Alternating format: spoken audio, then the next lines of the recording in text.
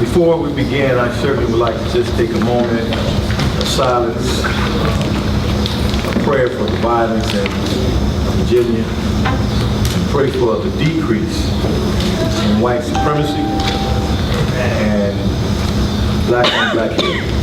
So if you could, take a moment.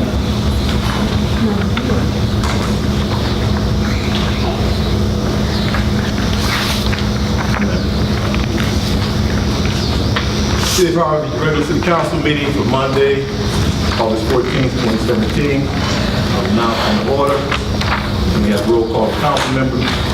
Alderman Lewinsky. Present. Alderman Whittington. Present. Alderman Clark. Alderman Key. Present. Alderman Nesbitt. Present. Alderman Price. Here. And Mayor Kellogg. Present. This time we move to number 3, invocation to pledge allegiance. Do we have Mr. Cowboy Wood?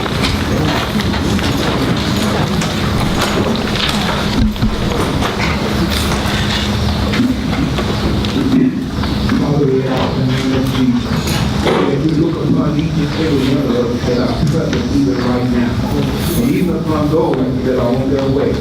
Then that you might bless our mayor and all of those aldermen and alderwomen that are helping to improve our city. God, we ask in the name of Jesus that you look upon those individuals that might be causing an offset But we pray that even in the midst of all that, you know how to bring unity all over again. For thou art God, and besides you, there is no other. Bless this whole meeting on this night. We ask in Jesus' name we pray. Amen. Amen.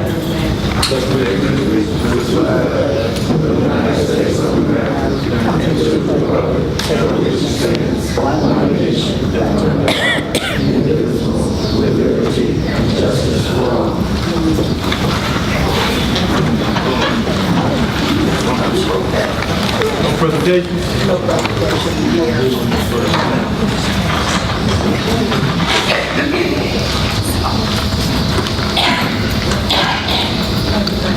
Clerk's report. First, I'd just like to say good evening to all. It's a great day to be in this neighborhood, and it's an awesome day just to be here. I'd like to personally thank all of you for once again coming out and being in the midst of our council meeting. And before I say anything else, I would just like to, at this particular moment, to advise the council of two things that I already know about. One is that to the council, you have a resolution in your packets tonight that's on tonight's agenda that has resolution number 2830. Now, it did not have the address. It just says address 150103 and 07, but the address is of Dixie Highway. Thanks to a couple of people in the city who brought that to my attention before coming to the meeting. And especially, what's his name? Ooh, Lord. Marty and Alderman Nesbitt, thank you so much. And just a couple of things to say to, as he always said, to my mayor. As always, I'm very, very grateful that he made mentions of me in his book. So you know when I write my book, I'm going to make mentions of him. I just want to thank him for the book, and I want to thank him personally for continuing to have an outlook on the journey. So it's good to have someone, and I'm not stating it in no type of bias or any type of slang or whatever, but it was very good of him to do a moment of silence for people everywhere. Is just at an on-time high of not really realizing what is really here. And once again, I will state this, and I will tell it on the top of the mountain, because it's not, and I'm not creditable as far as knowing who and where and why you serve. But I know for myself that it's been saying it for generations to generation. The time has come, whereas we're about to destroy ourselves. We're not letting, we don't have to sit back and wait on anyone or any man. And it's in the Bible. For at the time of the doing away of the existence of men, you know, there are signs. There are signs and wonders in the Bible. And if people in this generation don't take a look back at some of the things that have been brought to them and done for them, we won't have anybody to be there to continue our legacy. Nowhere. Because the mindset of people, they have an attitude now of not caring. And the only person that they do care about and don't care about is themselves. So it's time for us really to take notice of the things that's around us. I'm not preaching. I have not been designated as a preacher. But so many people, believe it or not, I do have a say-so in this particular administration. And they've come to me and noticed that there is a change in the cleanliness of the city of Harvey. I've seen it. I know I sat here and told you all, you know what, one day I sat here and told you it looked like a tornado had dumped in here on Harvey. But recently, I have gone through several different places and just looked. There are some progress. And I'm not saying it for the mayor. I'm not saying it for the alderman. I'm saying it for myself because this is something that I saw. And I've had a citizen who had pounced on me until I had to go tell them, look, I'm not an alderman. I'm not a person that has a voice in the council, but I do have a voice pertaining to me because I've been a resident of the city of Harvey in its own record since 1974.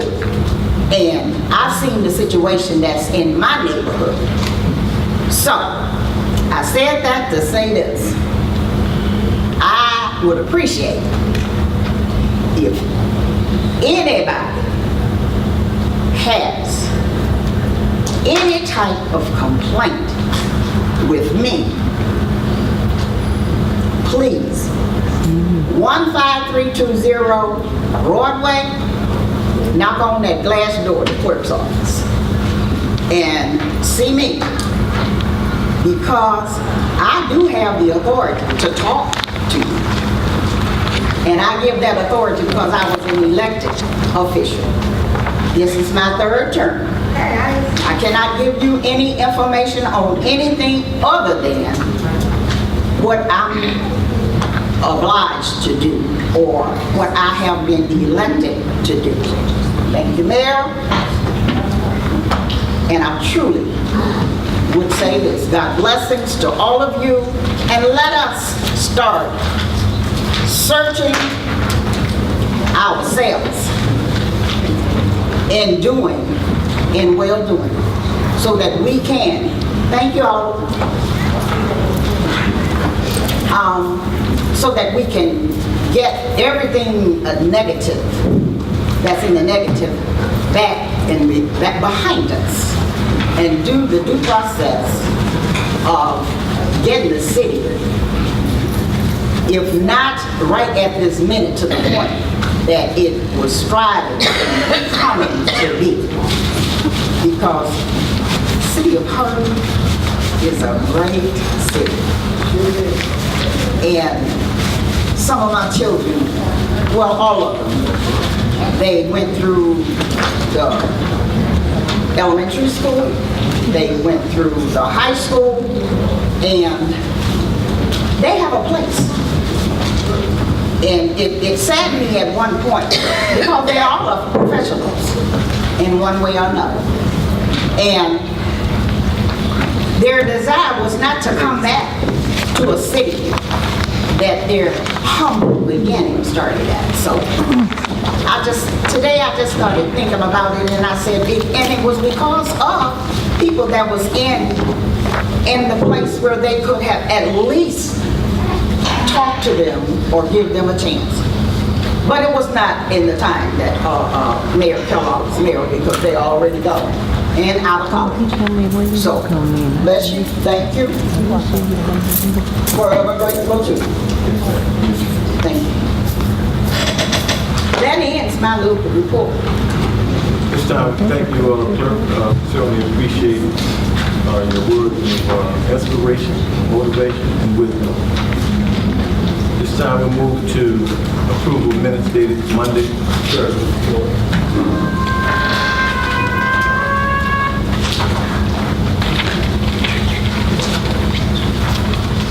Should have reports. Approval minutes dated Monday, July 24th, 2017. So, motion on the floor. Second. Move second. Roll call. Alderman Lewinsky. Yes. Alderman Whittington. Aye. Alderman Clark on the minutes. Aye. Alderman Key. Alderman Nesbitt. Aye. Alderman Prince. Yes. Thank you very much. Motion carried.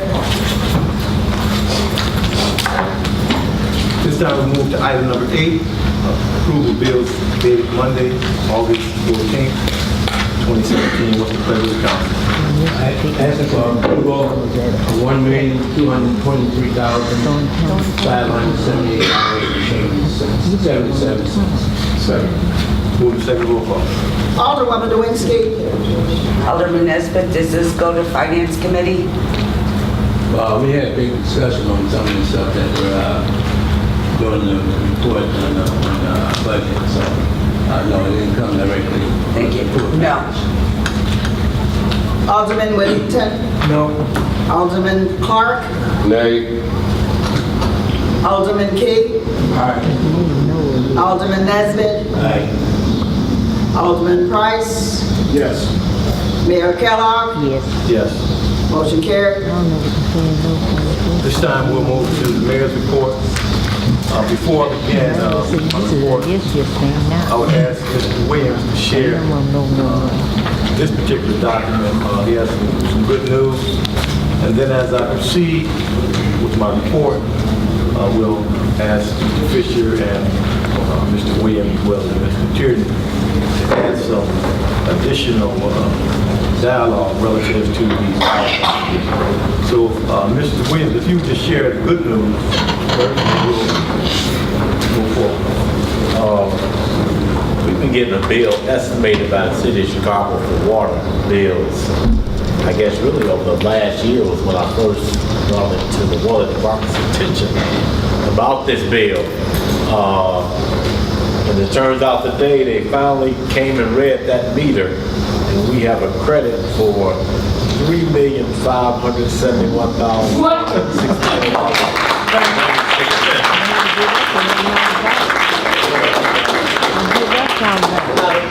Put that in perspective, that basically amounts to 4 months of water bills. So give us our In money. other words, we've been over bills, so in essence, what we paid already is what would that be, the May, June, July, August water bill in advance. So that's what all the things that go on. Give us our money back then. Y'all in the So charge. that's because you don't like to be overbilled, but sooner or later I knew they had to read that meter, deliver that good news to the mayor. So we never hear anything but bad news about this may be part of that 25 million we just appropriated. You believe everything that's in the paper. But I alluded to the mayor earlier about this, and I don't mean to add fuel to his fire here.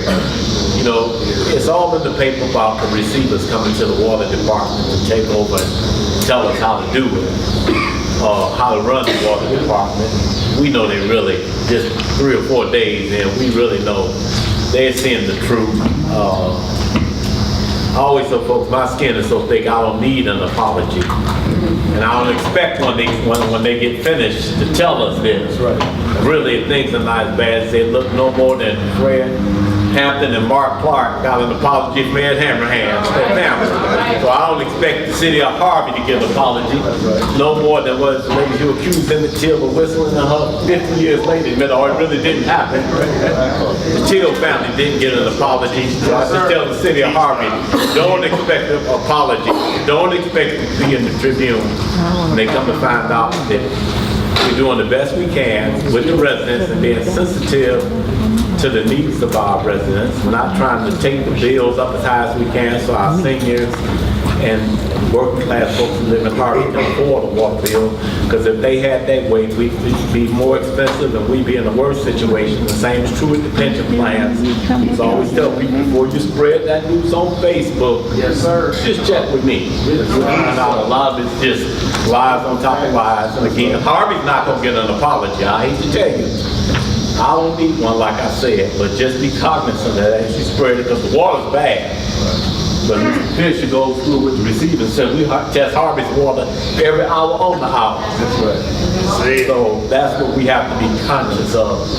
May I'm sorry that I was still in your report. Yes, you are. No, that's okay, when you work very hard. We need the soup. Oh, yeah, absolutely. We need the soup. I agree. So, let's put a pin in that. Let's come back to that, because that's very serious, and I certainly want to support that. I think I might like it. Let me just move on to the mayor's report. For the last several meetings, I, along with Alderman Price, Keys, Nesbitt, Winston, Clark, and Winnington, we have been involved in what I would call a spirit of collaboration, cooperation, and unity. And it's been that way for the last 2 meetings, which certainly has made me feel extremely good about that.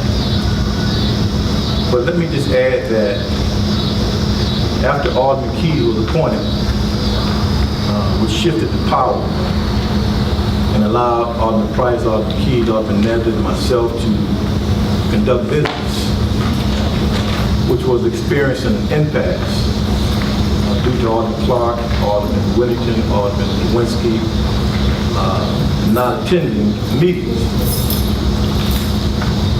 So it's a very sad day for me to have to go back and really correct some ills that have been disseminated throughout the community, which has really created a negative, more negative image of the city of Harvey, as well as myself and professionals such as Mr. Williams.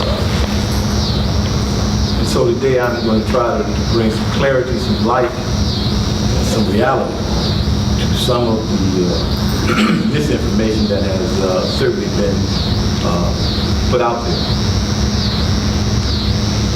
Alderman Clark on August 6th at about 5:54 p.m. posted the water from Harvey is a serious health and safety issue.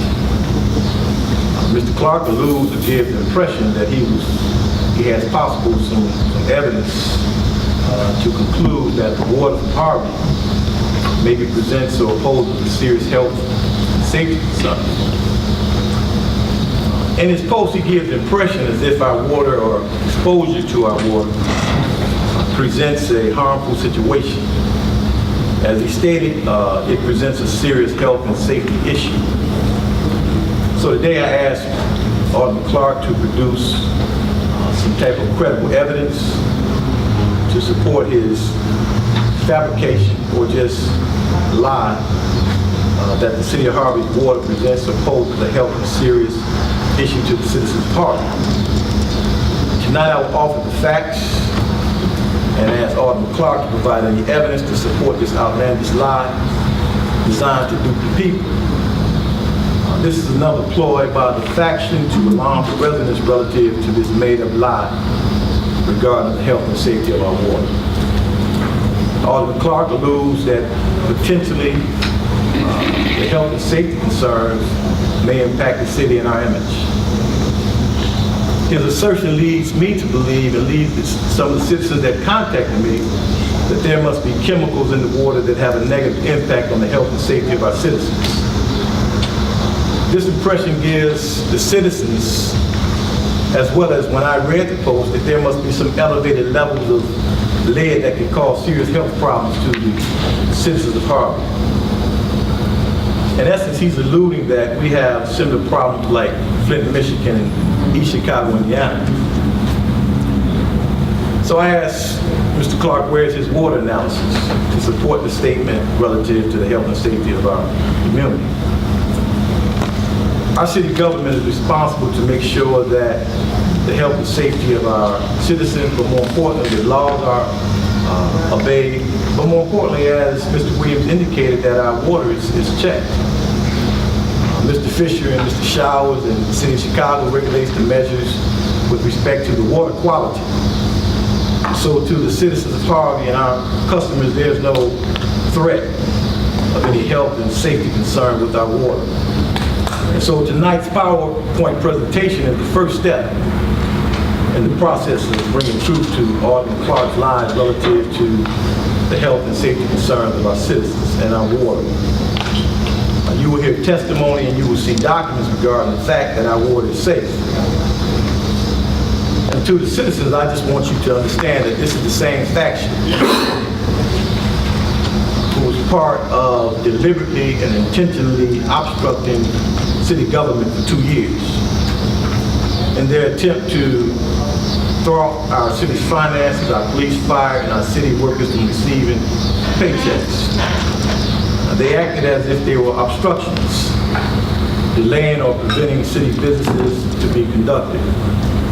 They attempted to sabotage the city through deliberate action, to halt legislation, which was designed to destroy the city. They attempted to discredit, divide, and conquer, and act as fear-mongers, utilizing fear tactics to influence people's opinions. They blatantly lied, and lying is a false statement that a person or a group makes.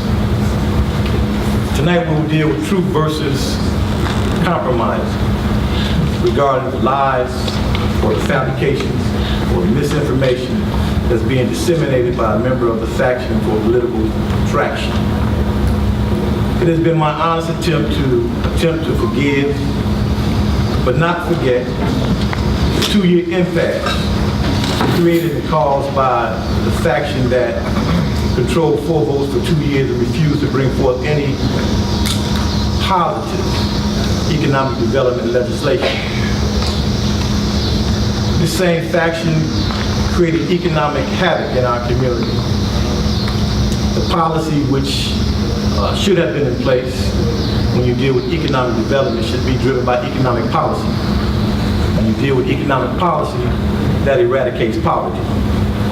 But for 2 years, the city of Harvey was held hostage to a power-grabbing faction that was attempting to usurp power by any means necessary, when in reality, they had the power because they had 4 votes. Instead, they allowed an illegal alderman to sit for 2 years, only because it allowed them the luxury of 4 votes and the power with 4 votes to create legislative law that would have been enacted. Instead, they turned down CDBG money to fix our streets. They stopped tax levies to pay our employees. They refused to vote on bills. They stopped economic development that resulted in millions of dollars not being collected in taxes for schools, parks, and libraries. The faction has disseminated false lies and negative information to elected officials, television stations, in an attempt to scandalize my name, defame the name of professionals like Mr. Williams, Rufus, Attorney Lewis, by tying us up in court cases that didn't have to happen. Because Alderman Price, Nez, and myself really wanted to give in to their demands. And then, when you look at this new shift in power and the swing of the pendulum back in favor of Alderman Price, Keys, Nez, and myself, which gave us the opportunity to move the city forward without the need of Clark, Winnington, or Lewinsky. In essence, they really could have taken another 18 or so meetings off with pay, and the city could have moved forward without their vote. When the power shifted, Alderman Price, Nez, the Keys, myself, we didn't ostracize Alderman Lewinsky, Winnington, or Clark from participating in government. We included them. And we were very conciliatory. We welcomed them with open arms. Alderman Clark made a statement that he likened the impasse to war. But at the time I said I disagree. The faction elected to fight for issues and causes that technically they lost. They fought for supporting a convicted felon, and they lost on that. It's ironic. But overnight, once Mr. Brown was removed, they attempted to play this role, this political role, or this political ideology has changed, as if they want to be participants in city government that they once refused to participate in. For example, missing 18 meetings, walking out of meetings. My question is, what has changed to make the faction who deliberately and willingly refuse to participate in city government? The public needs to know that they have changed their position from being obstructionists to attempting to be functional operatives in regard to showing up and voting on legislation. So I just ask the residents, don't be fooled. And then lastly, there is a Latin word called de victis, which basically means to the victor goes the spoils. We did not operate from that perspective. This time I would ask that you would bear with me for about 5 minutes as I share some documentation from PowerPoint and the last few pages of my notes, because I think it's very important that Alderman Price, Alderman Nesbitt, and myself, we prescribe to Matthew 5:39, which states, whoever shall smile, whoever shall basically slap him on the right cheek, turn to him the left. Somewhere it speaks to, if someone sue you, you take your shirt, you hand over your shirt to them. So we prescribe to that. The faction attempted to castrate and incapacitate and left the city to bleed out on the side of the road. We've taken their blows, outlasted the impasse, survived the onslaught of delicious misinformation that was designed to damage the reputation of the city. Many nights I experienced great heartache for my city. I felt the betrayal by faction members who were very deceitful in their betrayal of the city. Alderman Price, Nesbitt, Keys, Clerk Clark, Treasurer Morningstar have done a great deal in keeping the city together. And lastly, let me just say that pain makes you stronger. And so the day I was exposed the light,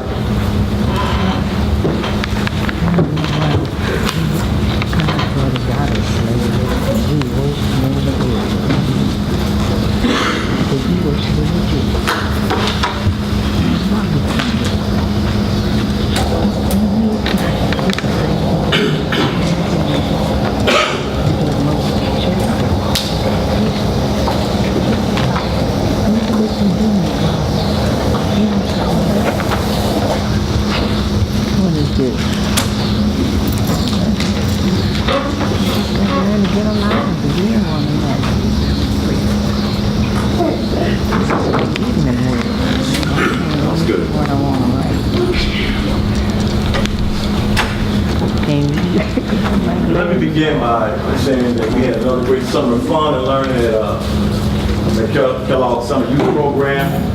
I would ask that Dr. Bell, would you kind of give us a little quick overview of some of the initiatives that took place at the summer program. Good evening, everyone. This summer, I had the pleasure of working with children from the age of 6 to 14, and we were engaged in educational activities as well as recreation. We took several field trips, and this particular picture shows the campers who explored the Ingalls Hospital rooftop garden. The students had a wonderful time watering plants, finding out about different techniques for growing plants and vegetables, and they also got to sample plants and fruits and vegetables. Thank you, Dr. Bill.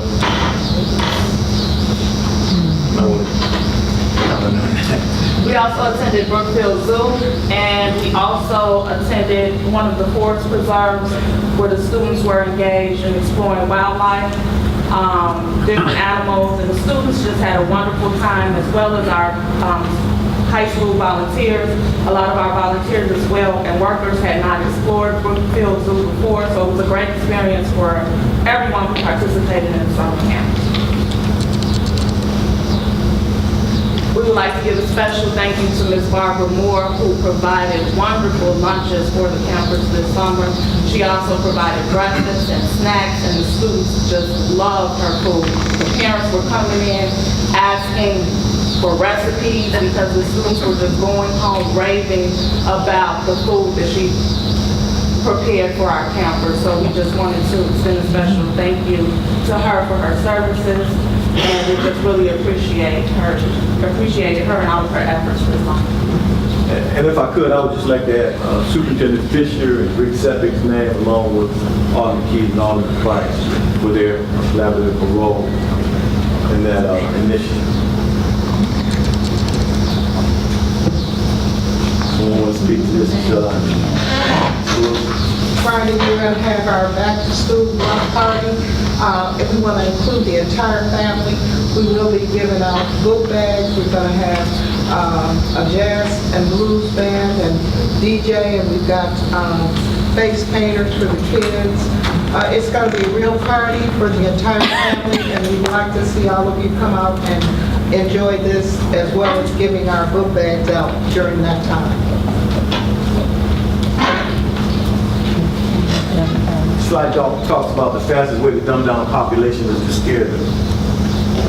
Won't you just kind of think about that, let that kind of resonate in your mind. Think about some of the things that have been taking place in our great community.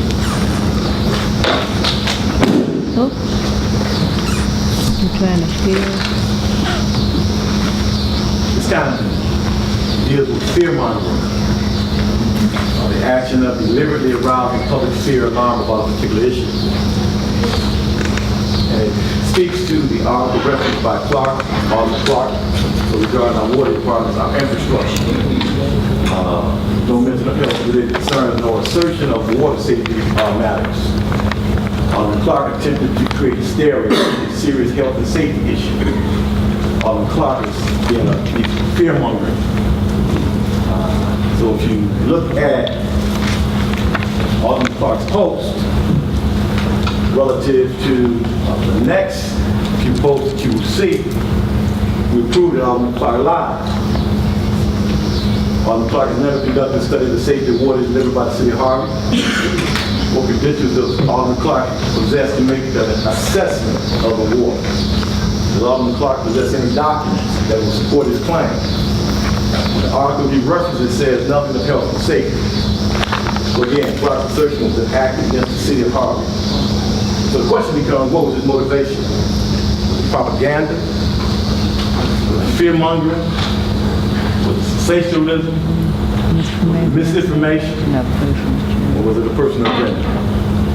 You need to ask yourself, members of the audience, but more importantly, the viewing audience.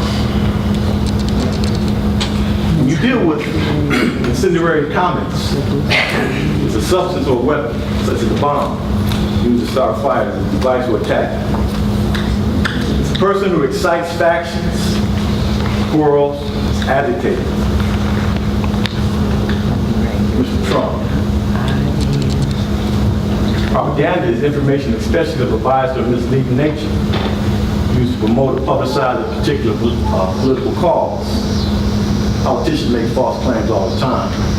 A few individuals you might know.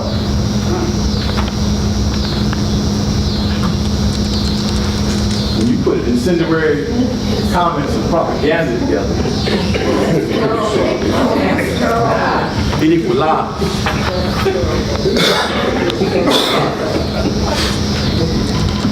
Destabilize the city through characterization, misinformation, lies, irresponsible rhetoric. Words have damaging impacts when loaded with falsehoods. The circulation of false allegations and rumors are damaging to the city. So this all equates to defamation. When we deal with defamation, the communication of false statements that harms the reputation of the individual. So I don't care what you talk about, those individuals that support that faction. My name has been damaged. My city has been damaged by lies. And we're gonna clear it up. We're gonna clean it up. Because that's part of my legacy. Well, that's what you want. And I'm gonna call you out when you lie on me, and I'm gonna deal with you, whoever you are. All right. Insight into a propagandist. I want you to continue to look at that. Propagandist's purpose is to make one set of people forget that certain other sets of people are human. And so that's what they try to do, this whole, try to make me feel like I'm a demon or someone who was crooked, someone who was a thief. And then you have these individuals who are on the bandwagon. These little, well, I won't deal with that. Misinformation, false or inaccurate information, especially that which is deliberately intended to deceive. So it goes into, it's very unfortunate in the great city of Harvard, we have public officials that still fulfill their fiduciary responsibilities while intentionally misleading our citizens. It goes on to talk about Alderman Clark posting that water from Harvard is a serious safety issue. Not only was the statement misguided, it was misleading, it was malicious, it was untrue. It suggests that the water that Harvard distributes is unsafe.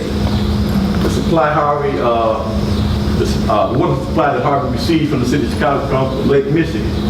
And so you can continue to kind of just read here, but it talks about the city of Harvard treats, tests, monitors, and evaluates water supplies on a daily basis. Every water distributing municipality is required to submit monthly reports on the water system. So on that note, I'm going to ask our residential experts who is qualified by the state to comment on that. That's Mr. Rufus Fisher. Fisher here? Yeah. Okay. Yes, could you give your water certification background first? First of all, let me start off saying that I've been here with the city going on 46 years. I've been a certified licensed operator for pretty close to about 30 years. And also I have a backflow certificate. Now once again, when the mayor called me up about this situation with the water, and we had a conversation, me, him, and Lester, and he asked me to do some things for us, get a report, which at the time, I got kind of upset about it, because first of all, I had to report to the EPA, and I went to classes for the EPA to become a licensed certified operator for the state of Illinois. So we are required to take monthly samples, chlorine tests every day. Even when we send water to other towns, the same thing has to take place. Then when I do take the test, they go into a laboratory. I get the results, the EPA gets the results, okay? Now, if anything happens to this water, if anything goes wrong, whatever it is, the laboratory will in turn contact me or the city of Chicago, inform me that you need to take a proper action about whatever contamination that they find in the water. As of yet, as of today, I have not received any type of information about any of our water being bad or any kind of contaminations or anything at all that was wrong with our water. And besides that, we have a CCR report that I have to issue out to the residents, which I got a copy of that over there on my chair over there. But you all also received it in the mail to you all, stating what chemicals they put in the water, what they are, and anything else. And like the mayor said, with the lead. And now the lead we do every 3 years. We just done the lead like last year. The lead level is around 0.5. Now the lead level goes up to 0.15 parts per million. Then you have to get back with the EPA. Then they will recommend some kind of treatment of the water. Usually when the lead exceeds 15 parts per million, there's phosphates that's got to be added to the water to bring the level stuff back down. But once again, that never has happened here in the city of Harvard since I've been a certified operator that's been in charge of the water. But then, once again, if anything is out of the ordinary, just like this incident with these false allegations that people saying about the water stuff, I was on the phone with EPA Friday when I heard about it. The EPA told me, once again, when you have this Monday, this meeting tonight, I got to call them back tomorrow and let them know what the results are. Now, if any case that the individual keeps on wanting to keep on putting these false allegations or lies, let me break it down to you, lies out to the public like this right here. We're going to take proper action to take action against the individuals that putting out this information right here. But once again, I'm a licensed operator. Anything that happens to this water, what it is, I have to report this back to EPA. These are facts. These ain't nothing trumped all up with me and everything else. I got a certificate on my wall down there, and also I carry the backflow certificate, which I'm able to test devices in hospitals, funeral homes, and anything else. Let's say if the pumping station lose the water pressure here, these particular devices will close off once the pressure drops below 20 psi's and close off, so no contamination can come right back into the system. I have a certificate for that. But in monitoring those particular devices, they are ongoing every year devices, but I got a contractor that does that, but I work along with the contractor because there's so much to do, because everybody got different days and different times that you got to do this test. But once again, that's another thing that I got to report back to EPA. And then on top of that, the EPA comes out and inspects the water part. The water and everything that goes to the water. So if anything wrong, they would give me a report. Then I would inform Mr. T back there, which helps me all the time, and Mr. Septic, that we all come together and correct a lot of this information that come along. But once again, with the Village of Homewood, I'm pretty upset with them individuals there, because first of all, they sent the engineer into our city to inspect our facility, which our facility is uptight, everything's all together. What they found in our main reservoirs was little hairline cracks inside of the reservoirs, and then on the outside we sealed the reservoirs all up. And then, like any other town that's around in the village, all around here, you got to do infrastructure stuff, okay? We do have a plan. I done worked with Mr. Lewis, with the engineer. We got everything in place. But guess what? Doing this contract and doing all this stuff to pay the city of Chicago, we're not able to do that right away, okay? Now, this stuff was explained to Homewood. I dealt directly with the superintendent in Homewood. Me and Mr. Lewis and the engineer went and sat down with the Village of Homewood. You know, and for these people to put out along with the allegations of everybody with all this false stuff up here that you see right now, it's very wrong for the citizen here in Harvard that we got to take this kind of beating and punishment. I live here just like you all do. And it's very upsetting to me that I got to read this and see this right here. And all somebody got to do is call the mayor's office, or call Mr. Lewis, or call the mayor, or call any one of these departments. If they want to know anything about the water, anything going on, all they do is got to contact me. I'm the one responsible for the water. Ain't nobody else in this room responsible for the water. Because I'm the one that's certified to take care of the water. So I know what I'm doing. So if anybody got any more questions, anything about the water, just bring it to us and stop spreading these lies and these rumors too. We got enough problems here in the city. Let's get together and move this city forward. Thank you. Thank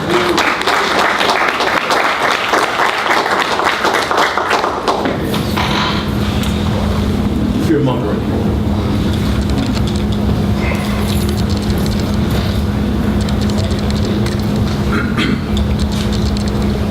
Misinformation. Master the residents of City Harvey, you must be aware that politicians that hide behind the cover of Facebook spread false and misleading information. Residents need to be wary of political operatives that lurk in the shadows, spreading sensationalism. Residents should be cautious of individuals claiming to have your interest at heart, all while feeding false stories that undermine the dignity of this great city. I don't know if you can see that, that's like a wolf in a sheep's clothes. Some people aren't who they say they are. So be cautious of the company you keep. And they lurk in the dark, in the shadows. These are the letters that, number one, the letter to my left is the letter that I sent to the residents. The letter to my right, I asked Mrs. Lewis and Reverend Luster to contact Chicago, and I turn over at this point to Reverend Luster. You can talk about the letter that you received back from Chicago. On the day in question at the mayor's directive, good evening everyone, I'm sorry, the mayor, all the elected officials, the citizens of Harvey. On the day in question, the mayor gave us a directive and initiative to champion the cause of getting to the truth and the fact of the matter. Ms. Lewis, Mr. Fisher, and myself, and we were able to to ascertain his information within 3 minutes of the director. Mr. Fisher already had the copy in March of 2017, March 27, 2017, which was the last CCR report, which is the Consumer Confidence Report from the city of Chicago that's disseminated, that comes out every quarter.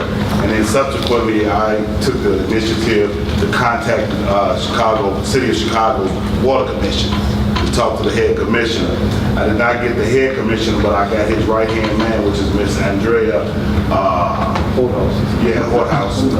She called, when I called and explained to her what we were in search of, she spoke of the CCR report, but I asked her to reduce it in writing from her perspective and put it on letterhead or either send it to me electronically. And for the sake of time, she sent the email within 5 minutes, and her statement was very clear.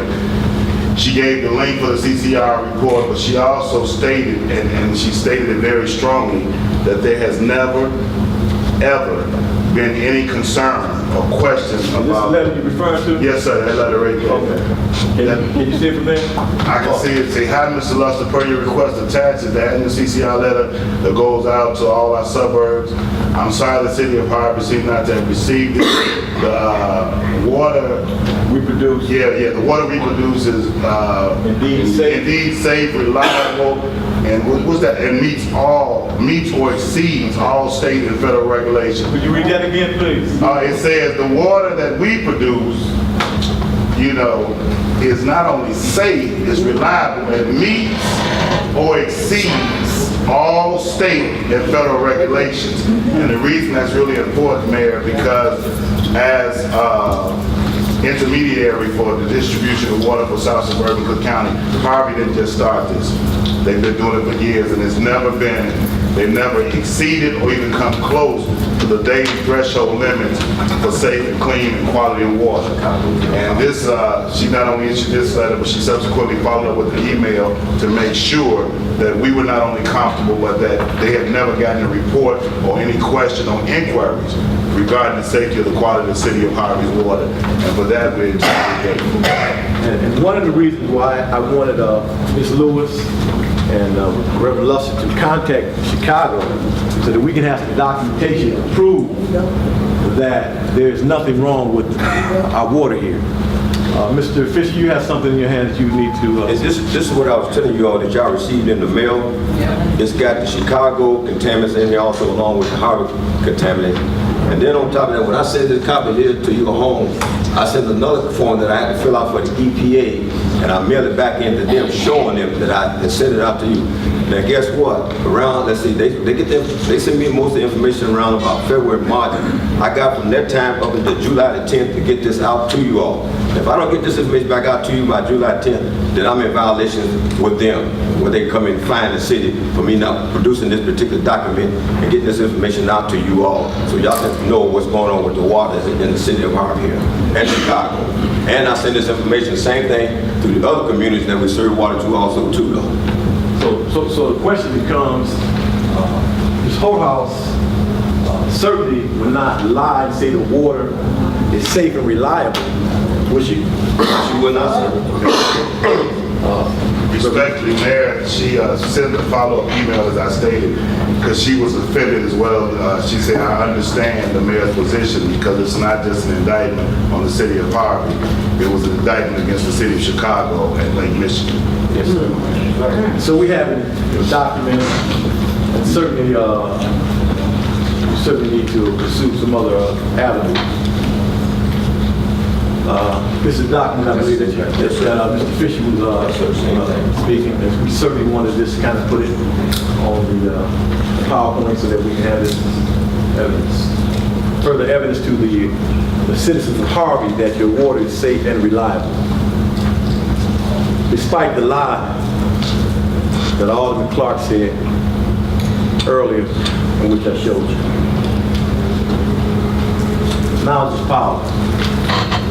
And these are just a few scriptures that talk about our people are destroyed by the lack of knowledge.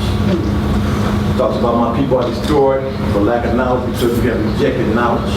And so when we bring you knowledge through the form of a PowerPoint with documentation from the city of Chicago to offset any lies or fabrication that the faction has attempted to put in place to sway you for whatever political purposes they are, be very leery.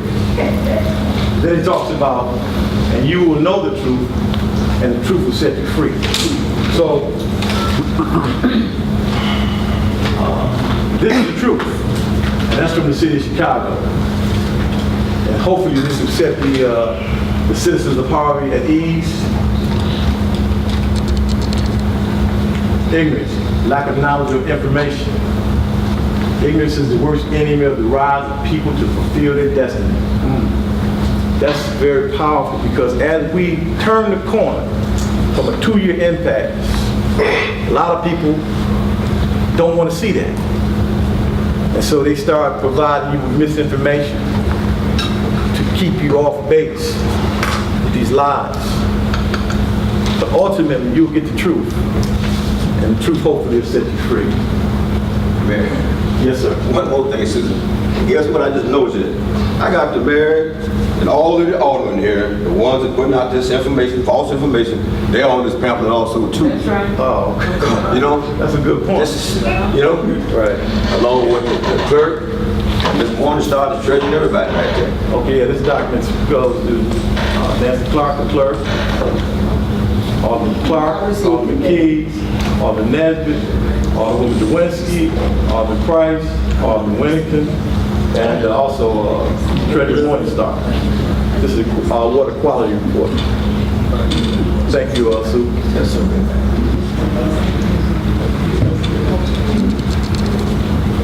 Ignorance coupled with lies.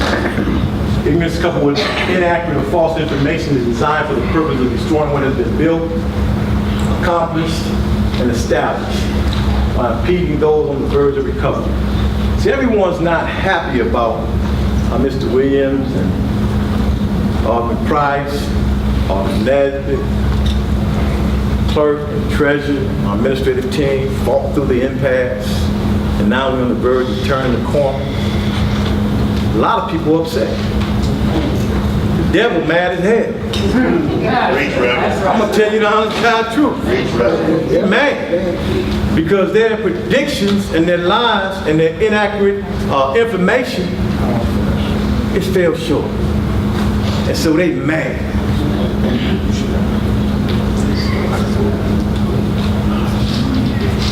Citizens' expectations.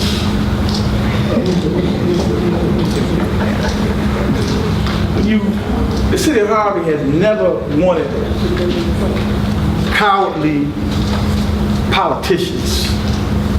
They want lions who are not afraid to stand up. They don't want individuals going to hide behind a sheep. They ain't seen too many sheep throughout the course of their life. They need real leaders that when you have an impasse, you know you're going to have an Alderman Price. They know when you have an impasse, you're going to have an Alderman Nesbitt. They know now that we have the votes, you're going to have an Alderman Keys. Those are the type of individuals that the citizens of Harvey want. They don't want individuals who lie to them, play games, destroy a man's name. And, you know, it's, and I have to keep my composure because I keep going back to this. I was upset with my son about the fact that he didn't give my grandson my name. But after our conversation, I had to agree with him. Because I allowed a few individuals to lie on me, discredit me, disrespect me, and damage my name, the great name that my mother gave me. So at this point, I'm crushing any individual who lied on me, defamed me, who have been playing games with me. I'm coming right at you, up close and personal. We ain't not gonna play any games.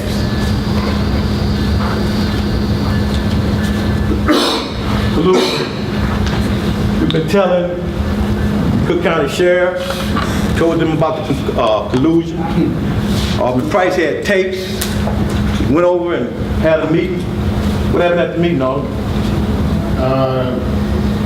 After their so-called investigation, they decided not to pursue the illegal recordings, although they did admit that the recordings were illegal.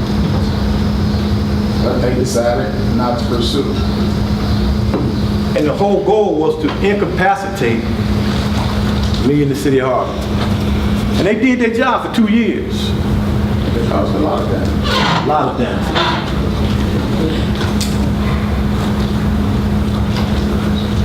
Every betrayal begins with trust. Some scripture reference. When you talk about treasonous individuals, biblical, there was Dr. Thomas. He was a skeptic who refused to believe without direct personal experience in reference to Apostle Thomas, who refused to believe that Jesus was resurrected. He appeared to 10 other apostles until he could see and feel the wounds received by Jesus on the cross. So in our midst, we have doubting Thomases. They're going to doubt everything. Everything that a certified accountant says. Who's certified, one of the baddest accountants in the country. Matter of fact, in the world. They want to doubt it. Then you have Peter. What did Peter do? He denied it. How many times? 3. You know the word. When adversity came, what did Peter do? I love you, Lord. There you go. I love you, Lord. This next character, they're going to get up and walk out on this one. That's Judas. That's Judas. You know? See, from a biblical perspective, Judas betrayed Jesus for a bribe of 30 pieces of silver by identifying him with a kiss. The kiss of Judas to the arrested soldiers of the high priest. But when you look at, in today's time, it's equivalent to a Happy Meal at McDonald's, or what they'll sell this city out for. Think about it. How many modern day Thomas and Peters and Judas do you know? The psychology of Thomas. Thomas had no faith. The Bible teaches that without faith you can't please God. Faith is the substance of things hoped for, the evidence of things not seen. The psychology of Peter. Peter was stronger when it was Peter that once confronted by outsiders he caved in under pressure. The psychology of Judas. Judas was a man full of envy. He was a man full of jealousy. He was a man full of insecurity. And he was very deceitful. And Judas was born to betray. I did a little research and it talks about Judas is the only name in English, word basically, or that nobody wants to really name their son Judas.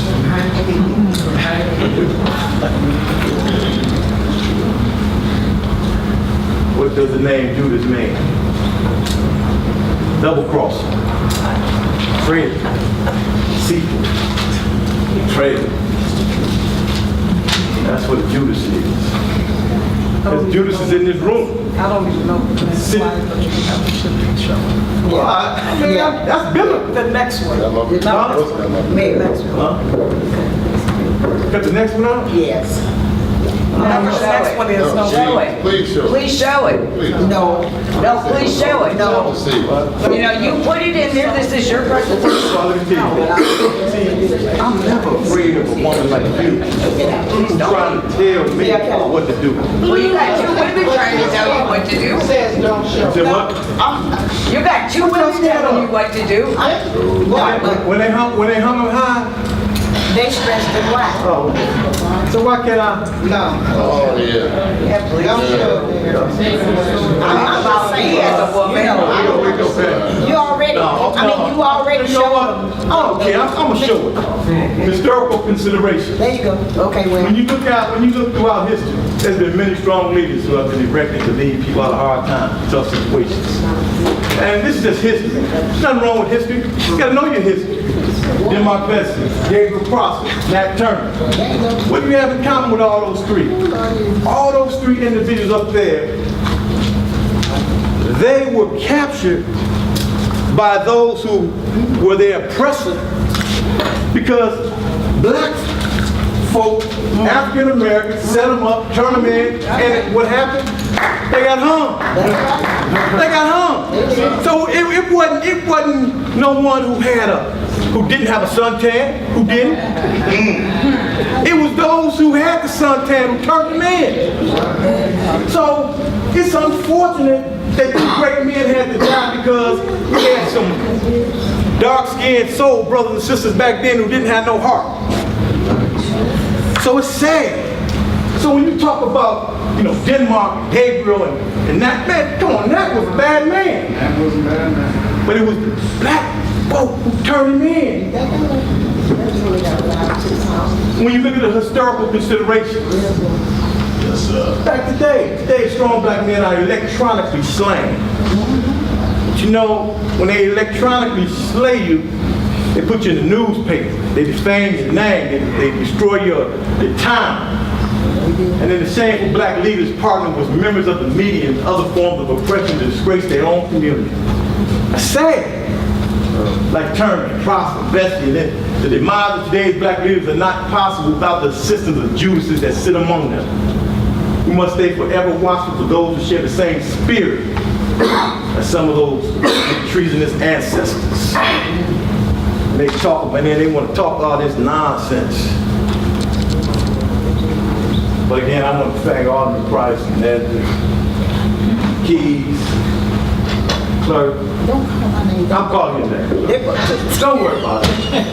Don't be scared. I ain't scared. I want to stop for what we call, practicing the principle. There's nothing wrong with you participating in what we call unity. I know. It's okay. I know, but I just, It's fine. Okay. See, we have to stop being afraid. I mean, because the problem is... I'm not afraid. No, don't. I got you back. Don't worry about it. Yes. There are some things you can only learn in a storm. Yes, it is. And that's so true. Yes, it is. And as I indicated when I first started talking, I said for the last several weeks, we've been, it was a beautiful time. We were participating in all the fun and laughing.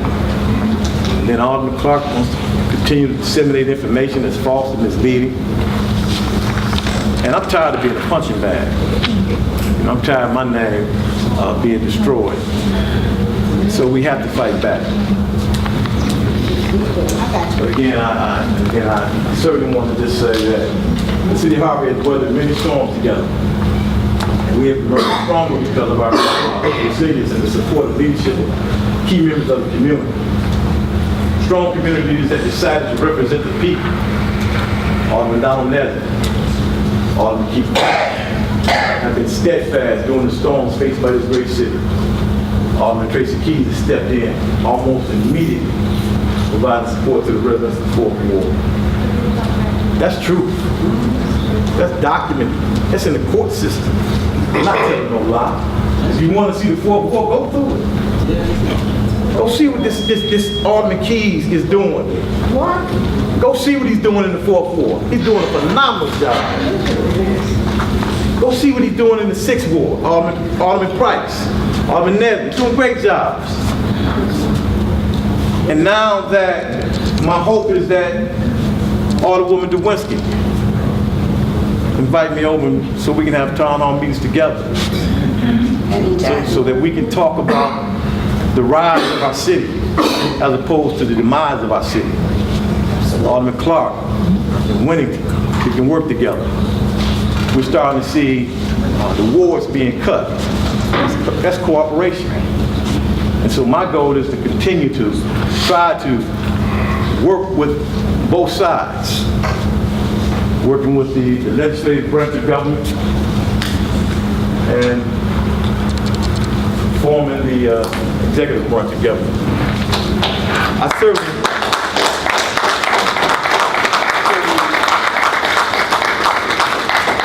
want to, if I offended anyone, I certainly didn't try to, but I just wanted to try to tell the truth. Because for too long, there have been too many scared people to tell the truth. And I was always taught if you're scared, you're dead anyway. So a scared man is dead anyway. So you have to stay circulating stuff to all the neighboring suburbs. And when you walk through the neighboring suburbs, they look at you, oh, that's Mayor Keller. Oh, that's the, all this stuff was manufactured and created by individuals in this room. In this room.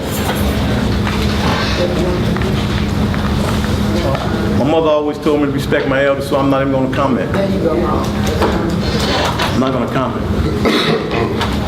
But if you got a son, I'd like to talk to him personally, see how he's doing.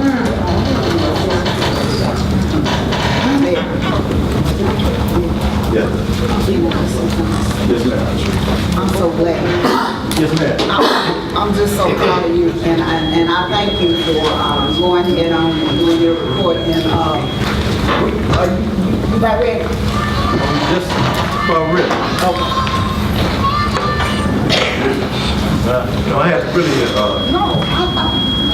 keep my composure. Composure, yeah, that's what I'm saying. Yeah, I want a couple more things. Thank you. We'll come back to that. Okay.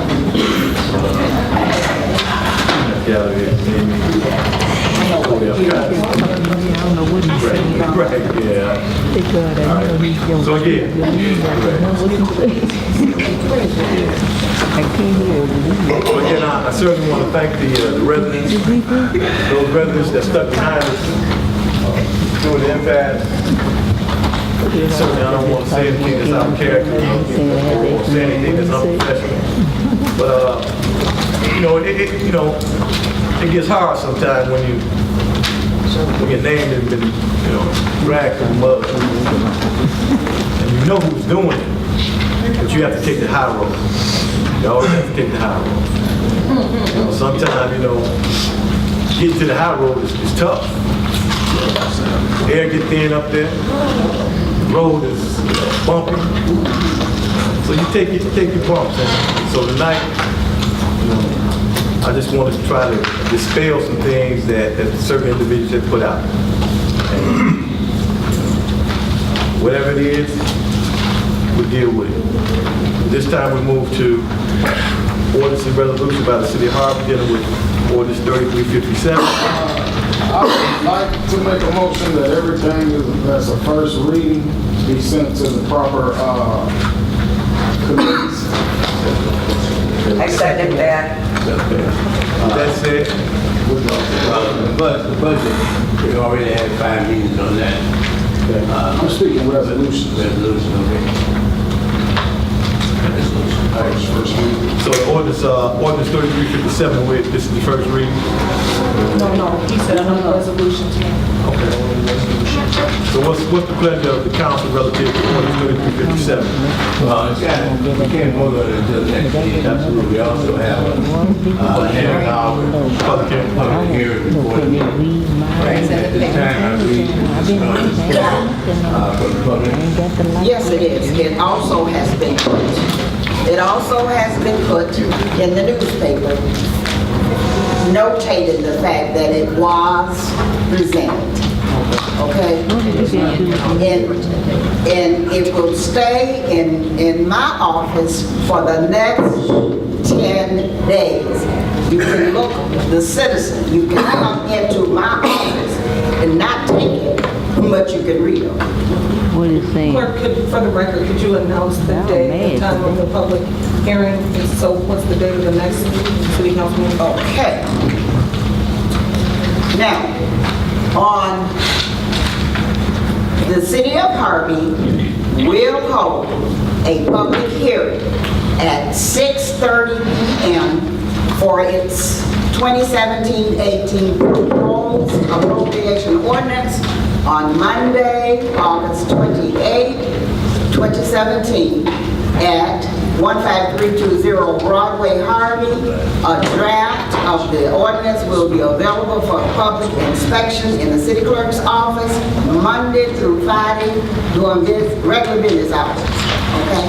So once again, the public hearing is set for 6:30 p.m. August 28th, right here in the council chamber. And you also said that people come to your office. Right, the citizen. Could you give office hours? Okay. between 10 to 4:30. What? It'll be in the office during the day, Monday through Friday. Well, what time? Once City Hall opens up, you can come in and look through the available paperwork. And if you know, What do I ask for? What do I ask for? Cause I'm. no, baby, just come into the double doors right there. And to your left, that's the city clerk's office. Knock on that window. Okay. Come and sit down. Bring your coffee. Yes, ma'am. Bring me a cup. Bring me a cup. I'm looking for a free cup. Yes, it'll be on my little round table. Okay, now. Gotcha. Is it anything else for the record? Okay. I'm looking for this. Anybody else? Okay, Neil. Then we move to resolution 2828. Resolution 2828. We made the motion. Alderman Price made the motion. I second. I think for the record, it might be better just to do each one of them individually, to have the numbers called. Then you want to retract yours? I mean, well, yeah, I can retract to do them all omnibus. Resolution 2828, I think that's the property on 159th where we were supposed to get the information from the gentleman, correct? Correct, and we did not. I didn't receive it. So I would like to just leave that or table that since it's already the second reading. Okay. I'll just put table. Okay. But I would like to know why we didn't get the information. We were promised the information. We allowed him 2 weeks to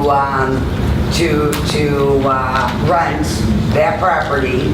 We allowed him at the last meeting 2 weeks to assess and rental. He moved in. There are vehicles on that spot. Now, I would like to know why we didn't get that information, and I would like to take a vote on it today's date. Because we did not get If it. I'm not mistaken, Alderman Price has tabled that particular resolution.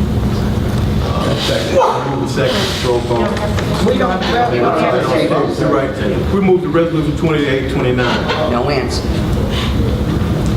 28, 29. 2829.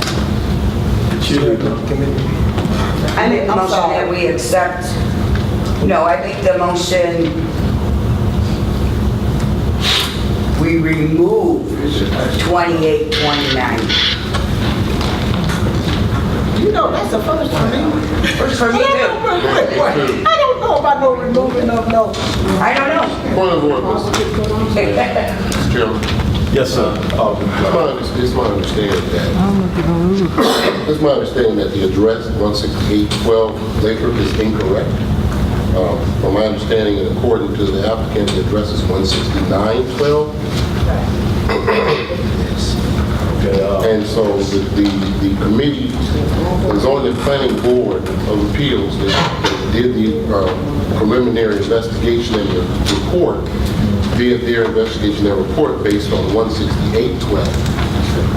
How do we, Governor's error, I mean, it seems, All their paperwork says 2812. but again, I mean, but that was a mistake. Respectfully, Mayor Kellogg, Alderman, 16812 and 16912 is property zoned for this type of business. It was a typo, it was not deliberate or intentional, just human error. We tried to correct it, we made the recommendation to correct that it's 16912, but they reside in the same zoning district, which allows for this type of business. Which is, But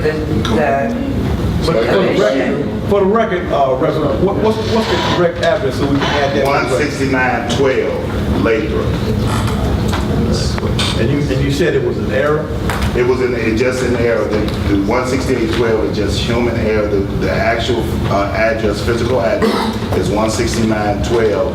And the question that they're saying as far as doing the preliminary report from a zoning and planning perspective on any municipality is based upon zoning.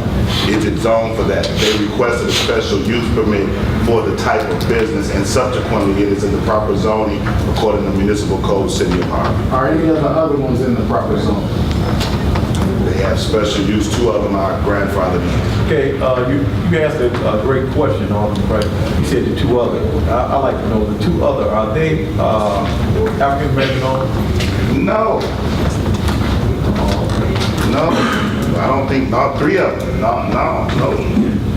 No, there's no African American ownership or percentage of ownership based upon the records that we have on file. There's no African American ownership. Does that really make a difference? Apparently to the mayor. Does it really make a difference? I can ask questions. Do it make a difference that you Uncle Tom? Do it make a difference?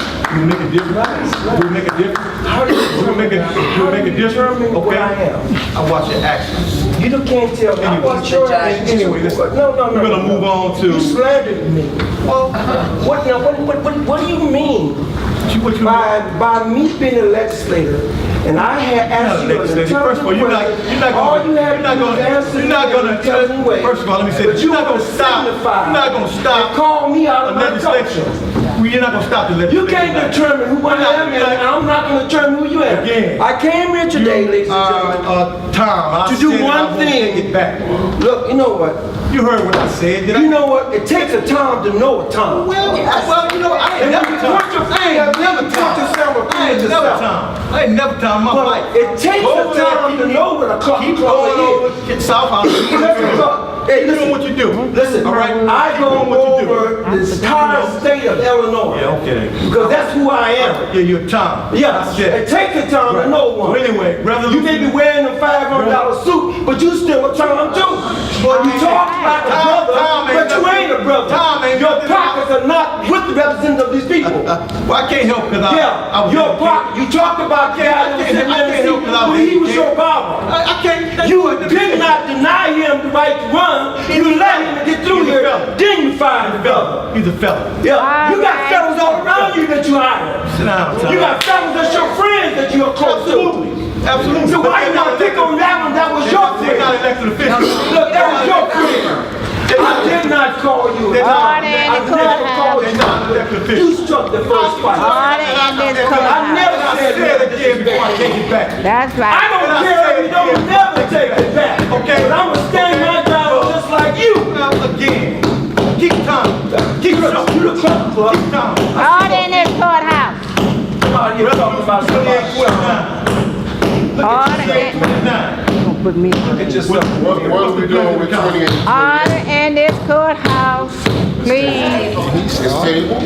Your table? It's 28, 28, 28, 29. What's the pleasure for Praise the Lord. 29? What's the pleasure? Come on, 29? Jesus. Actually, I voted tonight.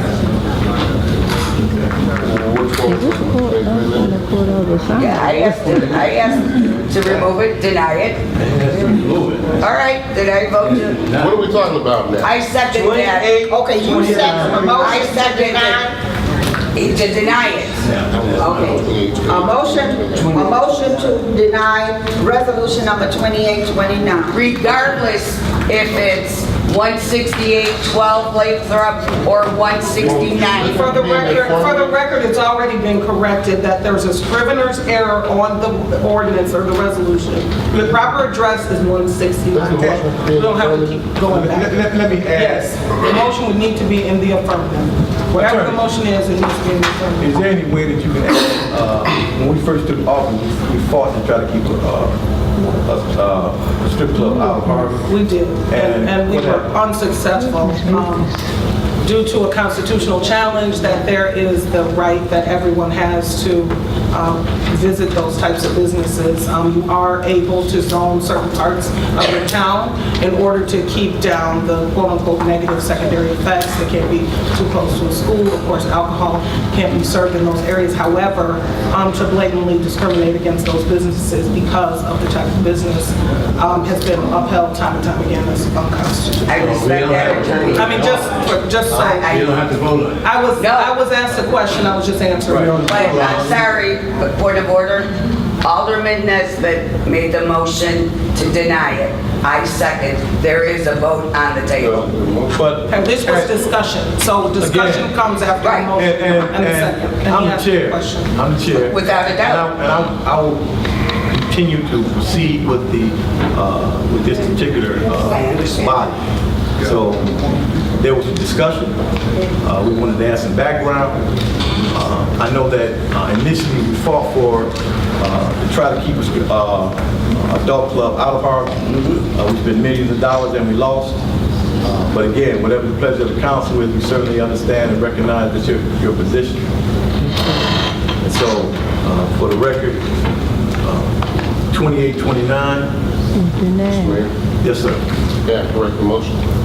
Please do. Move to approve Resolution 2829. Okay, so your motion. Because it has to be an It has to be an affirmative. affirmative. That's the only I reason second that. I asked that I correct the motion. Yes, and I second that. For the record, okay, hold on.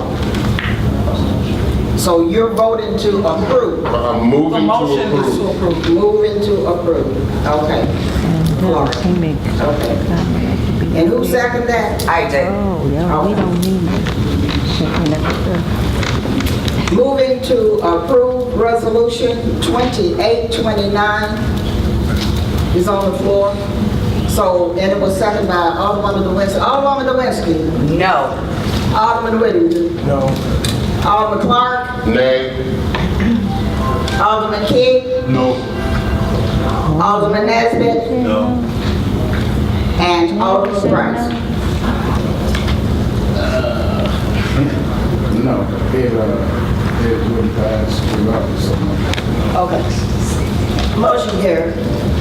This time we move to resolution 2830. This is the first reading. Can we keep that first Motion reading? failed. She said motion carried. Oh, yeah, motion. I'm sorry. Thank you. now we made it recorded. Right. Okay, so we move to resolution 2830. I could put on my red dress and all out there. I make a motion that we send that to committee. These are the Reverend Lester. Just for the sake of understanding to the alderman, mayor, to the alderman, two of these resolutions for Class 8, I just want to make it clear and let it be stated in a minute. Resolution 2830 is just a correction of a resolution that was passed by this council unanimously June 26, 2017. It's on here to be amended. So what's the corrections? The addresses, the addresses were incorrect and the PIN numbers were incorrect. Then why doesn't it say amend? It should have. The vote may change Yeah. because of the PIN numbers. Right. Well, it's the same location, it's just it was typed wrong the first time. But if it's typed wrong, then a motion to send it to committee. I just want to be real clear about me being named the EDC chair. I really don't want anything coming in front of the council that committee doesn't have the opportunity to properly vet. Regardless if it's great or not, I want us to have all the information and I want us to make a proper decision as a committee to send it to the whole council. And that's basically how I feel about all of these first readings that we have not addressed. So, and as of resolution 2833, well, I'll make that statement when we get there, but I'm very concerned with how many residents they're hiring from Harvey. I'm very concerned with what does their numbers look like and who are they hiring in Harvey. So, I would like to send it, I second your motion. You already made the motion, so I second it. So for resolution 2830, send it to committee. Also, we have resolution 2831. Is that the same? I make a motion to send it to committee. Second.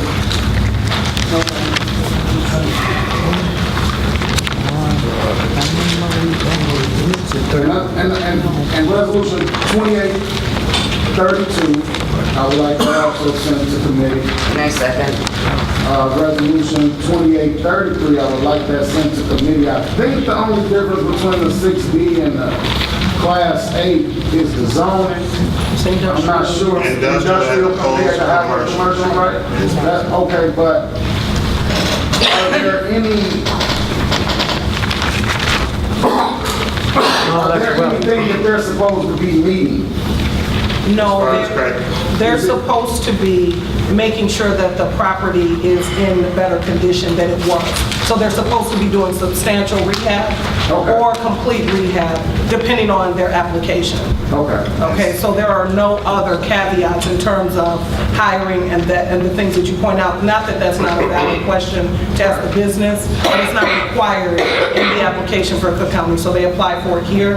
That allows them to go to Cook County and get the final approval and actually have their taxes reduced. And all these businesses are current in all their taxes. Yes. That was another thing, that's another reason we wanted everything to committee. This is an extension from what was passed in 26. But it doesn't say it. Right. But in all actuality, we had put together a form and a checklist prior to coming to the council. That checklist, administrators had looked over each particular resolution. These resolutions actually have been on this is an error because we prepared a complete package for you as the chairman, so that you can take a look at it. And that's all I ask, so that I can disseminate the information to the rest of the committee. Point of order, Mr. Mayor. Chair recognizes Alderwoman Winston. Thank you, Mr. Mayor. Actually, my question is for Attorney Betty Lewis. Wait, can we take the vote on all those motions and seconds, or we still? We already did. You made the motion and I seconded it. And, we never called a roll on none of them. You'll call the roll. Go to committee. Oh, I'm sorry. Now that we read each one off individually. You don't have to, their first reading, so if you were sending them to the committee, you're good to keep it as a first reading. Yes. So may I proceed with my question? Alderman Price mentioned a very important question. He wanted to know the employment status to this employer, to this particular employer. My question, since he asked the employment status for this in particular employer, would it be, since we're using the word, discrimination against this particular employer versus all the other ones that came up before Class 8 and that was never asked before? Well, I don't think it's true that it's never been asked before. I just wanted to make sure because this is the first time I've heard it tonight for all these, and I just want, since the topic is discrimination. Businesses in our community that's making money. I agree. I agree. I'm total in agreement with you. Our people should be employed. Yes. I agree, but if we're gonna ask for one, then I think it should be standard across for everybody. Well, let me add, when Alderman Bowen, as well as Alderman Waters, was the chair of economic development, that was their concern as well, making sure that the business that come into Harvey, that we would give them an opportunity, give Harvey residents an opportunity for employment. Alderman Whittington championed that with regard to construction and everybody that comes into town. This has been a topic brought up by many. For sure. No, I agree, but I was just wondering as far as when we're talking about, you know, a Class 8 or a Class 6 or whatever, if that's gonna be one of the requirements, I think that should be asked about all of them. But yes, that's all I was asking, Mr. Mayor. That's all I was asking. I wasn't assuming, I was asking. And I think he'll be surprised about their answer because I do happen to know that they do hire a substantial Yes, I do. from, you know, in terms of That's your what right. they do. That's your right. And Absolutely. Again, that has always been our goal in the city of Harvey, to be inclusive, to make sure that the citizens of Harvey have an opportunity to participate in businesses, not only the ones on the agenda tonight, but all businesses. Well, we agree. I agree. Yes. All right, May I ask you, which one were you made that statement for, so I can? Just in general. Oh, okay. Yeah, just in general. Okay. So go for the record, just in general, it was open discussion. Okay. So, Mayor, I need to ask Attorney Lewis a question about the 28, 29. Yes. Now, if we didn't have a choice as far as allowing this to occur, then why are we voting on it? I didn't say you didn't have a choice. I was just explaining constitutional issues that have been brought regarding these types of businesses. But we So can you sue- always have a choice. We can be sued by any company, period. That's correct. Okay. Yes, That's my question. yes. And that's why I was asking earlier about in terms of, the number of clubs that we have in town. And so it's a number 3. So we certainly, we move to resolution, Petition and communication. I'm sorry, petition and communication. I vote to take those omnibus. I second. Move to second roll call. Okay. Alderman Lewinsky. Yes. Alderman Whittington. Yes. Alderman Clark. Alderman Key. Yes. Alderman Nesbitt. Aye. And Alderman Price. Thank you. Motion carried. Okay, this time we move to the report by the Alderman, starting with the Alderwoman of the First Ward. Thank you, Mr. Mayor. Good evening, everyone. Actually, I would like to say I'm going to be brief, but I'm going to make it as short as possible. I want to thank all the residents who participated in our ward meeting that we had on the 9th of August, and then we had our first ward back to school on August 11th, our teen night. And Mr. Mayor, as always, I always welcome you, and I always welcome everyone in the audience to attend the ward meetings.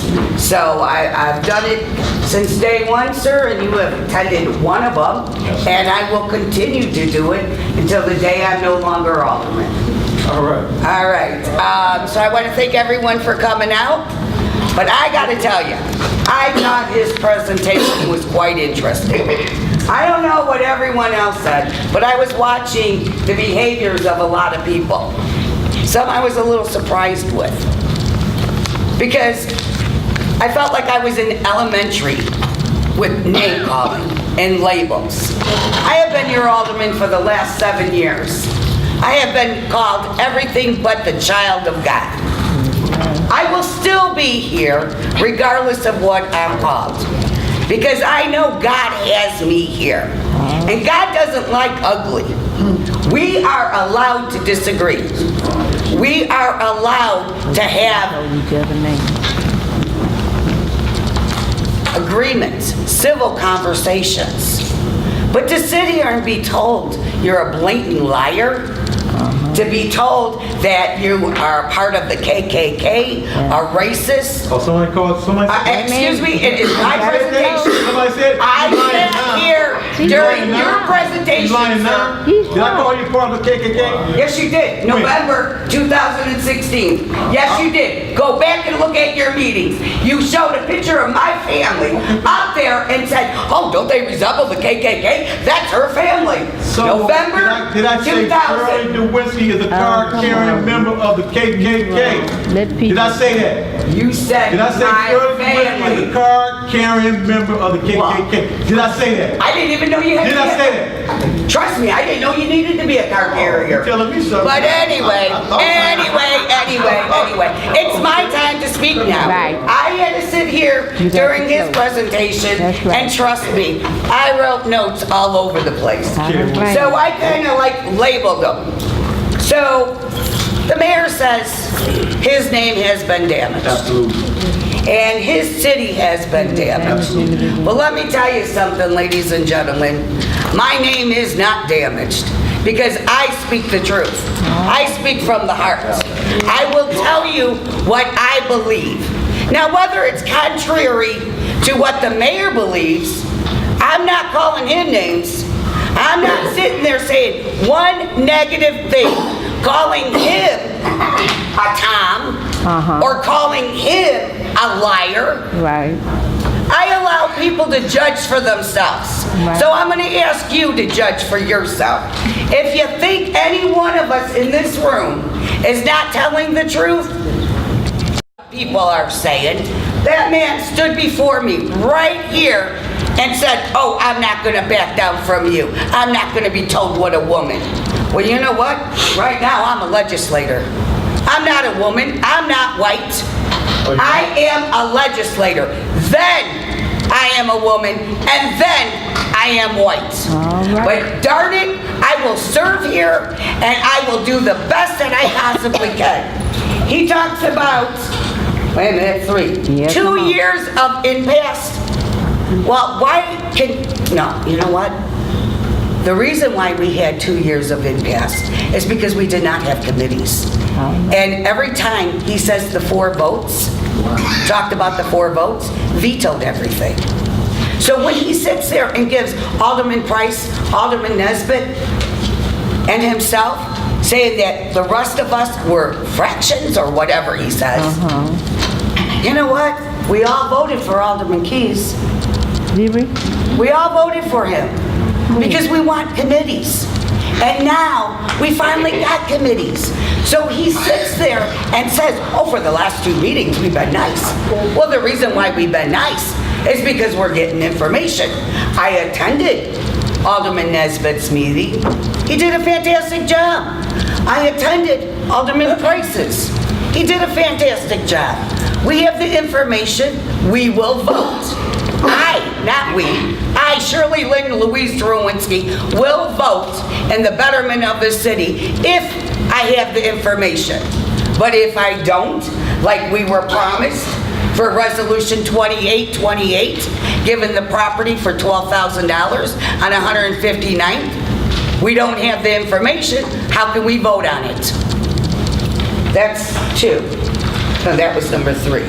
I got this all marked down here, guys, so bear with me. Come on, take your time. Withhold the vote. I talked about that. Withhold the vote, sat here, did the impasse, didn't attend meetings. Well, we know why. We know why. And he can use that, and the other alderman can use it. The fact of the matter is, we did lose economic development, but we lose it every single day in this city. Every single day. We talk about all these businesses coming in. Well, where were they for the last 14 years? Oh, that's right. They closed up. So you can sit there and blame one person, and I'm not saying, by the grace of God, I'm not saying blame him. And I'm not saying to blame anyone, one particular, because we are a group here. And united we will stand, or united we will fall. Amen. But we are a group here, and all of us, whether we like one another or not, we represent you. All right. You have to let us know what we're doing right and what we're doing wrong. Not bringing friends here, not sitting here saying amens. Amen. You sit here and let's conduct business. Amen. Now we're talking about the convicted felon. Yes, we had a convicted felon sitting on this board. But as God is my witness, I sat 7 rows down during that hearing when that convicted felon stood before that mayor and was challenged. Excuse me. I am talking. You have a right. Refer to me as the mayor. I'm not that mayor. Well, you are that mayor. Okay, well, you're going to make me go there with you, okay? Well, you can go wherever you want to go, Mayor. Nothing stopped you in the past. Make me go there. Nothing stopped you in the past. Don't make me go So, there. if you're threatening me, then threaten me. It's not going to happen. If you're threatening me, threaten me. Because you know what? I just said you're not going to disrespect me. I am not. This is not about you. This is about my presentation. So anyway, as I was saying, during those hearing processes, it was discussed. And he was allowed to run. Residency and his conviction. Well, you know what? Let's talk about that. When Mr. Kellogg, Mayor Kellogg, but we're going to say Mr. Kellogg, in his role as the superintendent, bought 250 Make sure books. you back that up. Oh, I could. Make sure you can back I could. That I bought.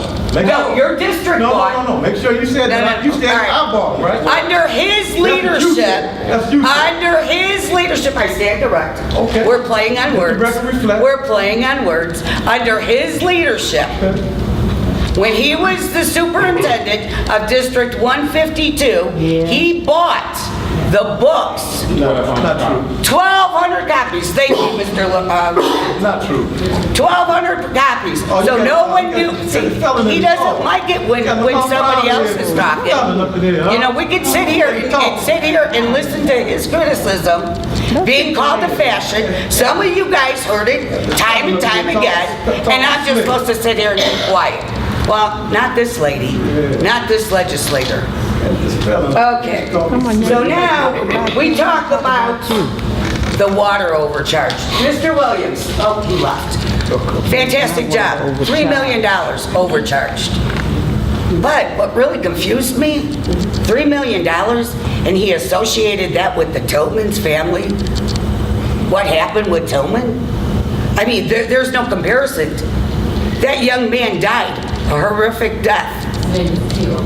Till, I'm sorry. I'm very nervous. I'm very upset right now. But thank you for the correction. So, $3.5 million, and said that he's not waiting for an apology, just like that family. But I want to ask you, and only you can answer this. I can't answer it. Were you ever overcharged for water at the city of Harvey? Yes. Did you get an apology? No. Double standards. I'm overpaid now. Double standards. Okay, now I am going to go on my semifinal, and I'm going to try to be very quick. Mr. Fisher, you know I have the utmost respect for you. You mentioned that you were an employee of City of Harvey for 40 years. Are you currently a city employee? In a consultant capacity, yes. Thank you. So you are a consultant. You are hired from an outside service. Yes. Thank you. Attorney Betty Lewis, I have been meaning to ask you this question, and I will ask you privately, but I do have a question for you after this meeting regarding the legality of something. Okay. So, my next ward meeting, I want to believe it's going to be in October, Mr. Mayor. City Council, please, you are always welcome to attend my meetings. Thank you. And that, I conclude my report. Thank you very much, Alderwoman DeWitt.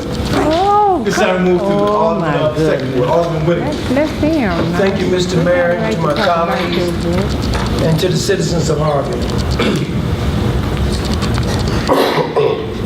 As of late, I've been very silent about many things that's been happening at the City Council. When I was a younger kid, signifying was at grammar school, and you had to learn how to signify in order to survive in our schools. Absolutely. And then you had to deal with bullies at the same time.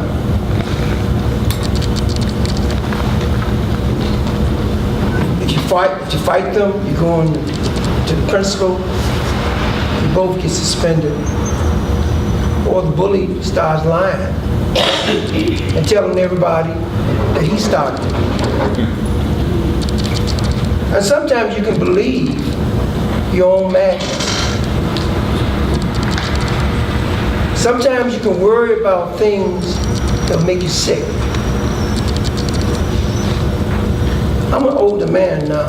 I'm not gonna worry about nothing. Amen. There's two things I've learned. I was born and I die. That's a guarantee. But I can't take nothing with me. That's right. What I would like to leave is a legacy.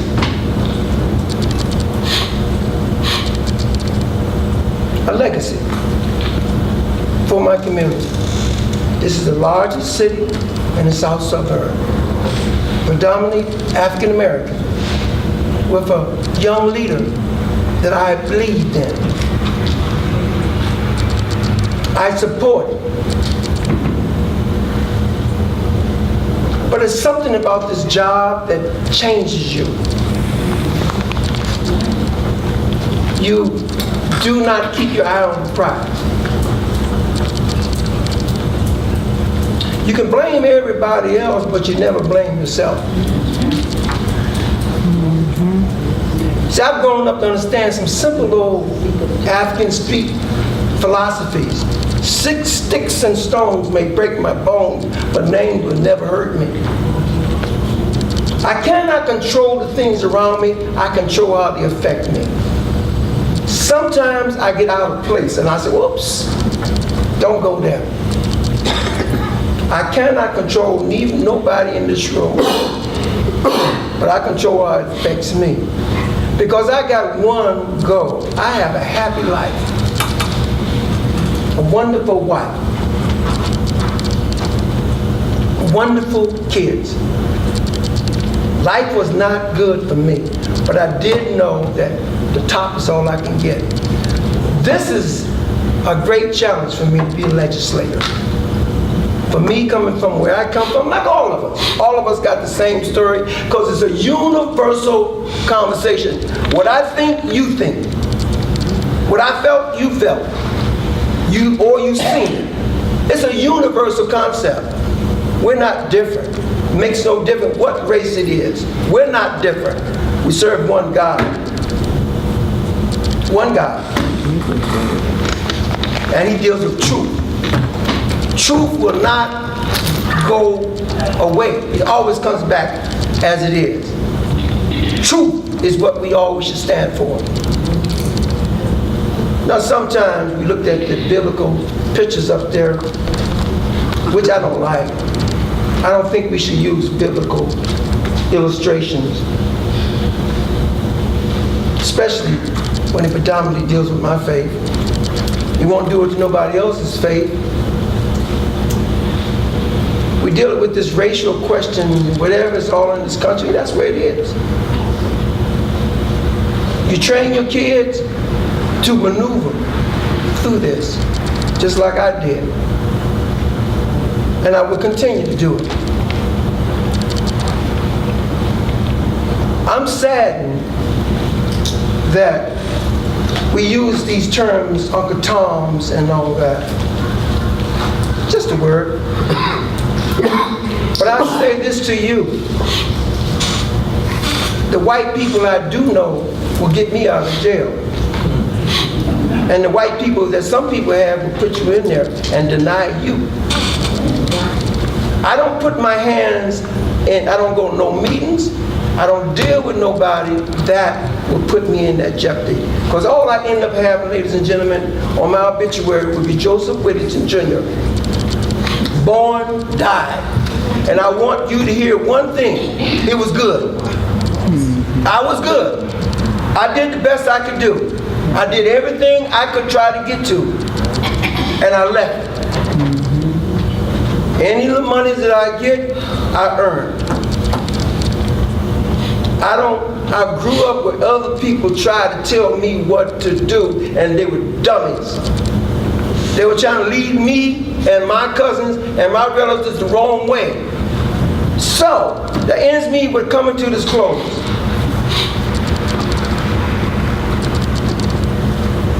There are a lot of good people now.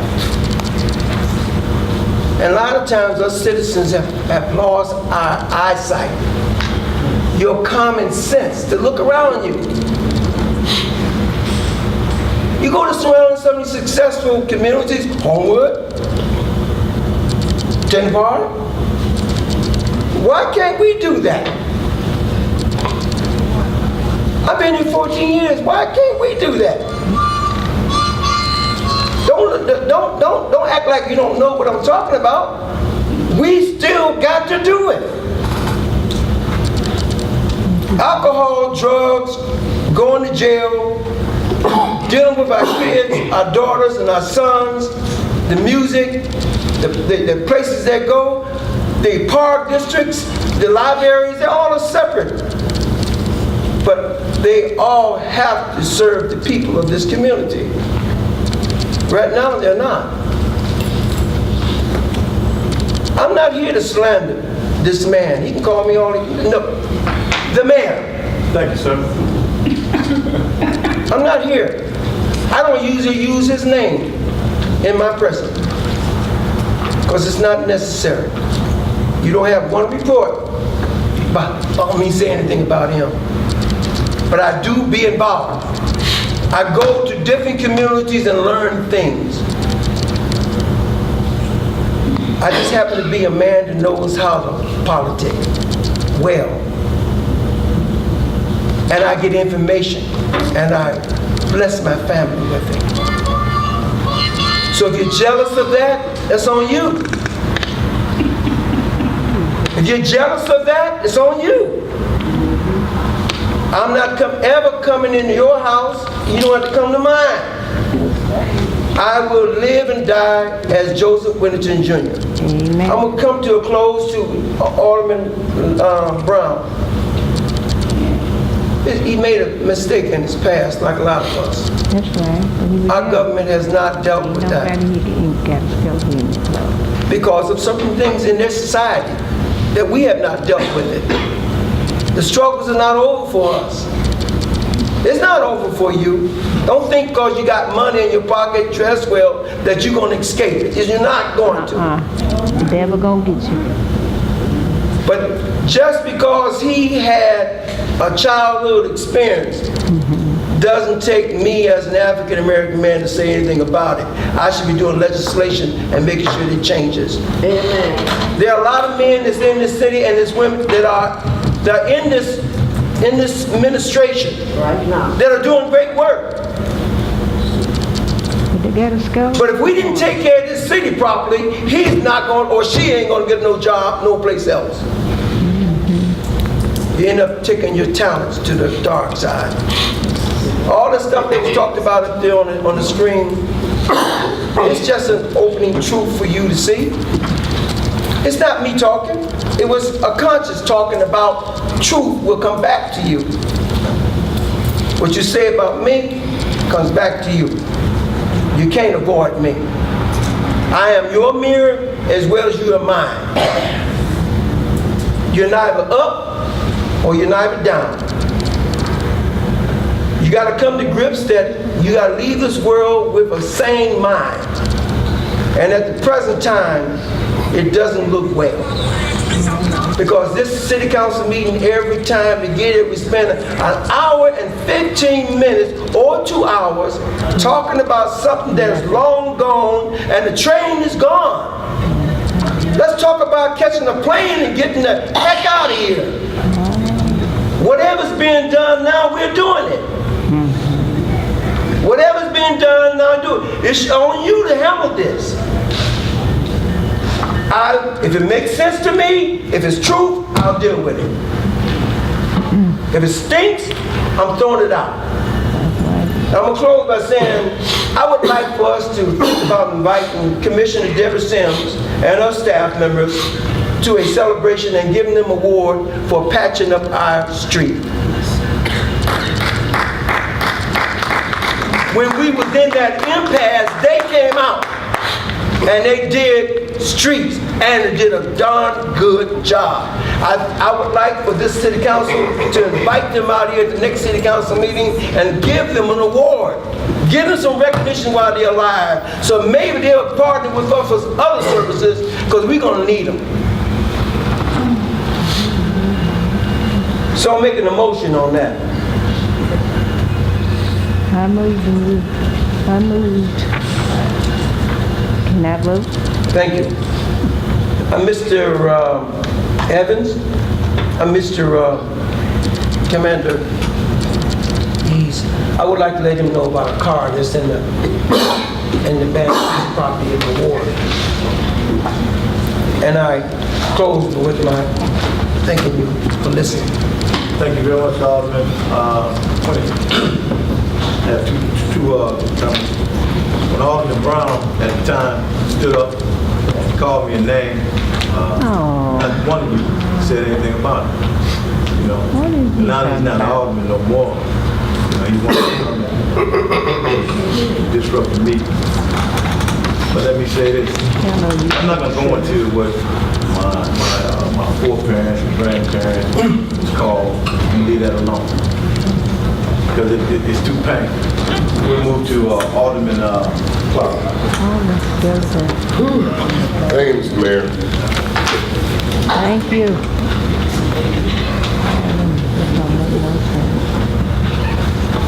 Come on. Lord have mercy. Yep, use the Lord. Look, if anybody out there wants to contact me, my number is 708-491-5259. You can also email aldermanclark@gmail.com. Get the number. Give me the number again. 708-491-5259. I'm glad I was able to actually speak that loud. I've been suffering with a little bronchitis, but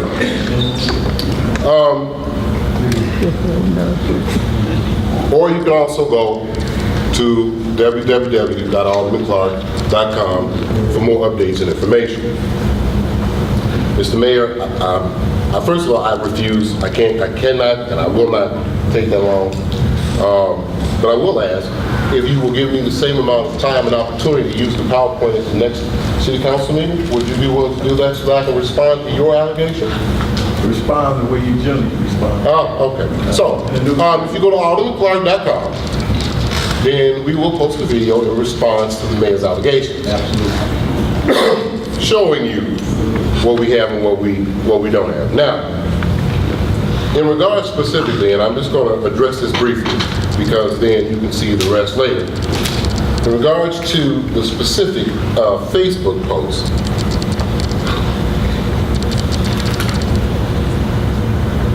it did say that Harvey, water from Harvey is a serious health and safety issue. And it remains a serious health and safety issue. It was a serious health and safety issue from the first day that Harvey Water was established in the city of Harvey. Okay? And it has always been and will continue to be a serious health and safety issue. The reason for that is because as we have learned from places like Flint, Michigan, that if you don't pay attention to your water system the way that you're supposed to, certain things fall through the cracks. And at least demonstrated from Flint, Michigan, they would even say that certain things fall through the cracks in predominantly African American communities. Now, the difference between Flint, Michigan and City of Harvey is that Flint people were blaming it on the possibility that they had a person in order that had taken over the city, and that they also blamed it on their so-called white government at the time. Here in the city of Harvey, we got a black man that seems to be doing the same things to us. Okay? And that, for me personally, is a problem. Now, on the Facebook posting, there was a link. And on that link, it said, Homewood Hazelcrest asked judge for order requiring Harvey to fix water system. So that is what the statement about being a serious issue was referring to. So let's take a look at the link that was actually a part of the Facebook posting. Now this was written by David P. Funk. I like that name, P. Funk. August 3rd, 2017.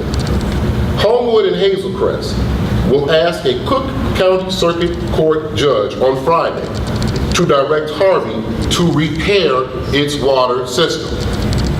So if it says that they're asking the city of Harvey to repair its water system, then that presumes it's in disrepair. But once again, I posted the link for the people to decide for themselves.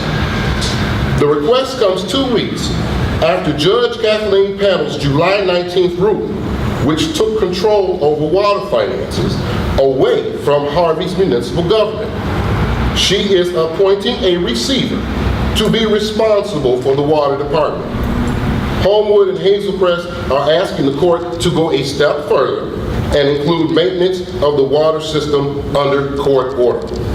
Now that case number, where the judge ruled and decided to give a receiver, is 2012 CH 44855. Once again, 2012 CH 44-855. So you can go read the judge's decision for yourself, should you choose to do so. Now, it goes on to say, Harvey buys its Lake Michigan water from Chicago and then sells it to other South suburban towns. Following the ruling, Harvey's water will be controlled by an independent overseer. Pantel said in the ruling that Harvey has misused millions of dollars from its water department account since 2015. It also owes millions more in back payments for water to Chicago. Now, if anybody is viewing, I don't know when this is going to air, but tomorrow at 1:30, if you really would like a treat, you can go down to the Daly Center at 50 West Washington in room 2410 at 1:30 p.m. and you can watch Judge Pantel rule some more on the issues and the things that the city of Harvey is alleged to have done. So once again, room 2410, 1:30, okay, p.m. That's August 15th at the Daly Center, 50 West Washington. So you can go there and you can check it out for yourself. Last 2 weeks ago, I discussed the issue that there were several residents that attended those court hearings. But there were certain people who weren't there. Now, I was there. I attended. Alderman Drewinski attended. Okay? Alderman Whittington attended. But the other aldermen were not there. The mayor was not there. Okay? The people who were really concerned, in my opinion, look, I'm going to rephrase that. I'm going to retract that. That's not fair to you guys. I'm not going to do it to you. Okay? I wouldn't let you do it. Well, I'm not going to do it to you. So the simple fact is, the 3 aldermen decided to attend and others did not. Okay? I'll put it that way. We know. But We understand. Pantel, a judge in the Chancery Division of the Cook County Circuit Court, ruled that the water infrastructure in Harvey needed to be secured for the municipalities downstream. On Friday, the judge will consider the Homewood and Hazelcrest request, asking the judge to direct the court-appointed receiver to order an assessment of Harvey's water system, determine what needs improvement, order Harvey to bid out the work, and pay for the improvements at its own expense. Quote, "We are concerned that the financial control of the system turned over to a third party, Harvey will lose any motivation to engage in the type of long-term planning, discipline, and implementation necessary to operate a public utility." Unquote. The response from the 2 villages reads, quote, "In simplest terms, we are concerned that from an operational standpoint, Harvey will simply limp along and continue to ignore long-term capital needs," unquote, the complaint reads. Homewood, Flossmoor, and 9 other area towns signed an intergovernmental agreement in late 2016 and early 2017 to begin looking into other sources of Lake Michigan water, possibly from Hammond, Indiana through Chicago Heights. Quote, "A number of Southland communities continue to work to find an alternate water supply to maintain and control the cost of water to residents and other customers," Flossmoor Village President Paul Braun said. So you can call the village of Flossmoor to ask him about what he said. His name is Paul Braun. Quote, "This is a very large undertaking which takes time and effort, and we remain optimistic that we will be able to bring positive news to the public," unquote. But for the time being, both towns will continue to get water through the Harvey system. Now this is the part where I believe that it really becomes a serious health and safety issue, according to the link that I provided. Excuse me. Homewood commissioned an inspection of Harvey's water infrastructure between September 2015 and September 2014. contract. Now, once again, my number is 708-491-5259. If anyone would like to see a copy of the contract between the City of Harvey and the Village of Homewood or the other downstream municipalities, give me a call. Better yet, I will try to put that on aldermanclark.com as well, so you can see that for yourself, seeing that I won't get the time during the regular meeting. Assessments, a right stipulated in the contract. Most of that inspection couldn't be done or was delayed because Harvey did not supply requested information and limited access to some facilities. Let me repeat that again. Much of that inspection couldn't be done or was delayed because Harvey did not supply requested information and limited access to some facilities. Assessments weren't completed on water loss or main breaks because Harvey didn't supply the information. According to a memorandum, and somebody else you can call, according to a memorandum from Baxter and Woodman Consulting Engineers to Homewood Public Works Director John Schaefer in December 2015. So again, you can call Baxter and Woodman Consulting Engineers, okay, and they sent that to the Homewood Public Works Director John Schaefer in December 2015. Their statement, quote, despite repeated requests for information, face-to-face meetings, phone calls, and emails, and even a Freedom of Information Act request being filed, we received no data from the City of Harvey, the engineer's memo stated. Harvey staff was reluctant and sometimes refused to turn on all pumps and electrical gear for testing, according to Baxter and Woodman. Inspectors weren't given access to a 5 million gallon reservoir on May 14, 2015. This is specific, okay? Inspectors weren't given access to a 5 million gallon reservoir on May 14, 2015 due to a broken lock on an access hatch. Harvey staff members wouldn't allow them to force their way in unless any resulting damage would be paid for. Now on that end, I agree with Harvey. Don't let them in. If they're not going to pay for it, if they're going to break something, they're not going to pay for it, don't let them in. The study did determine that 3 reservoirs holding a total of 14.8 million gallons of water were in need of repairs. In a response filed Monday, Homewood said Harvey has not taken any action to make the repairs. Quote, given Harvey's history of misappropriation and neglect, Hazelcrest and Homewood are extremely concerned that unless specific operational duties and authorities are vested in the receiver, our communities will lose any chance we have for Harvey to make sorely needed long-term system improvements. The response stated, quote, when a municipality buys water at wholesale from a municipal utility, one of the assets it should be buying is a system engaged in responsible long-term maintenance. Given the past history, we do not believe that Harvey will be competent to take on this function, unquote.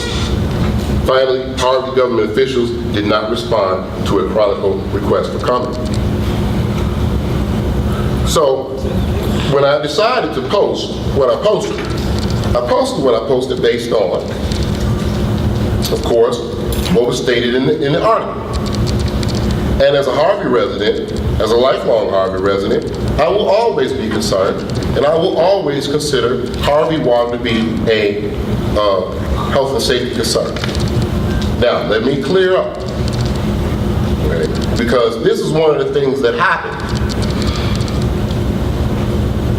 when people use fallacies, okay, to try to misdirect the other people. They try to accuse you of doing something wrong in order to cover up what they have done.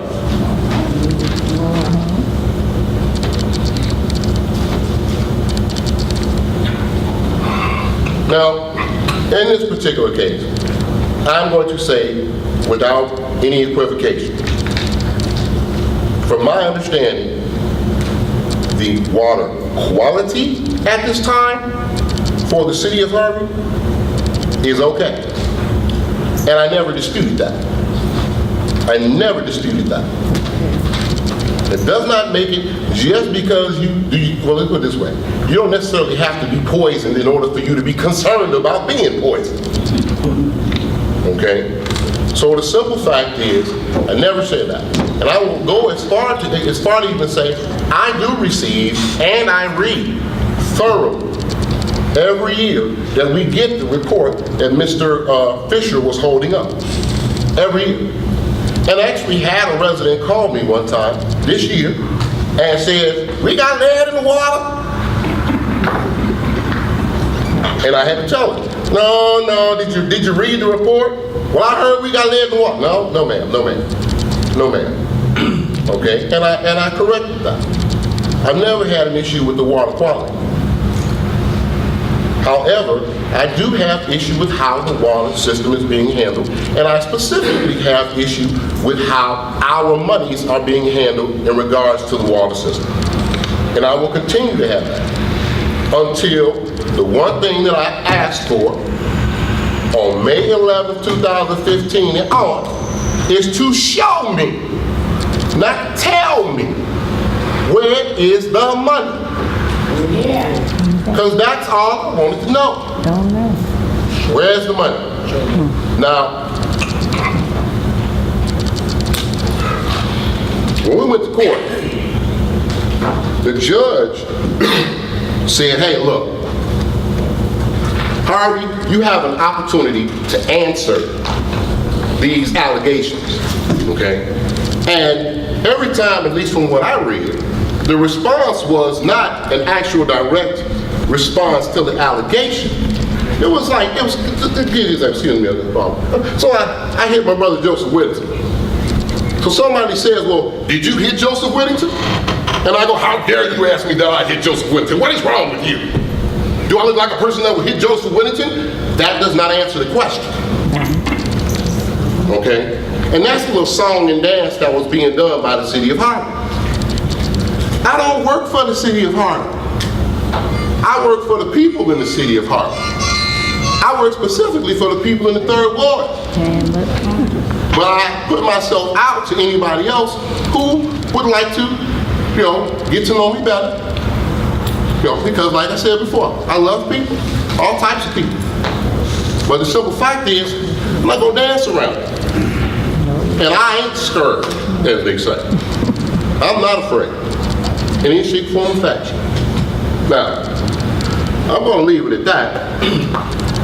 And then, because I'm not gonna get into the signifying. And it doesn't matter to me how much signifying is done on me. The only thing that matters to me, the one question that was not answered, that probably will not be answered, will not be demonstrated with evidence, is where is your money? Because you still got potholes.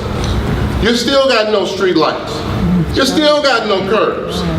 You still got a hole that's been right off 55th and Wood Street for the past 2 years. And no light. We got places in the city of Harvey, talking about no light, we got places in the city of Harvey where there are no lights, not even poles. Okay? We got dilapidated alleys. We got trees that need to be cut because in the places where you have lights, the trees are blocking out the lights from getting to the rest of the block. So those are the things that we need to be concerned about. The only issue, one of the main issues was, at our last audit, the auditor said we were $154 billion in debt. 154 million. So show me where the money went. Okay? But then I come to find out that $19,000 is used in a lawsuit to pay for a car for the mayor's sister. So how does that go? How does that work out? Oh, God. Okay? And there was no denying of that. You can deny Kohl's. You can deny K Jewelers. And so that's another one.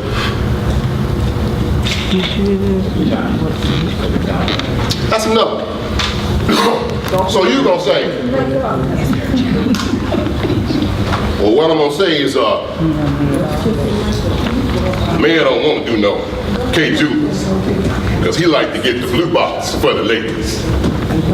So in other words, if it ain't a blue box, then you didn't steal it. That's what you're trying to say?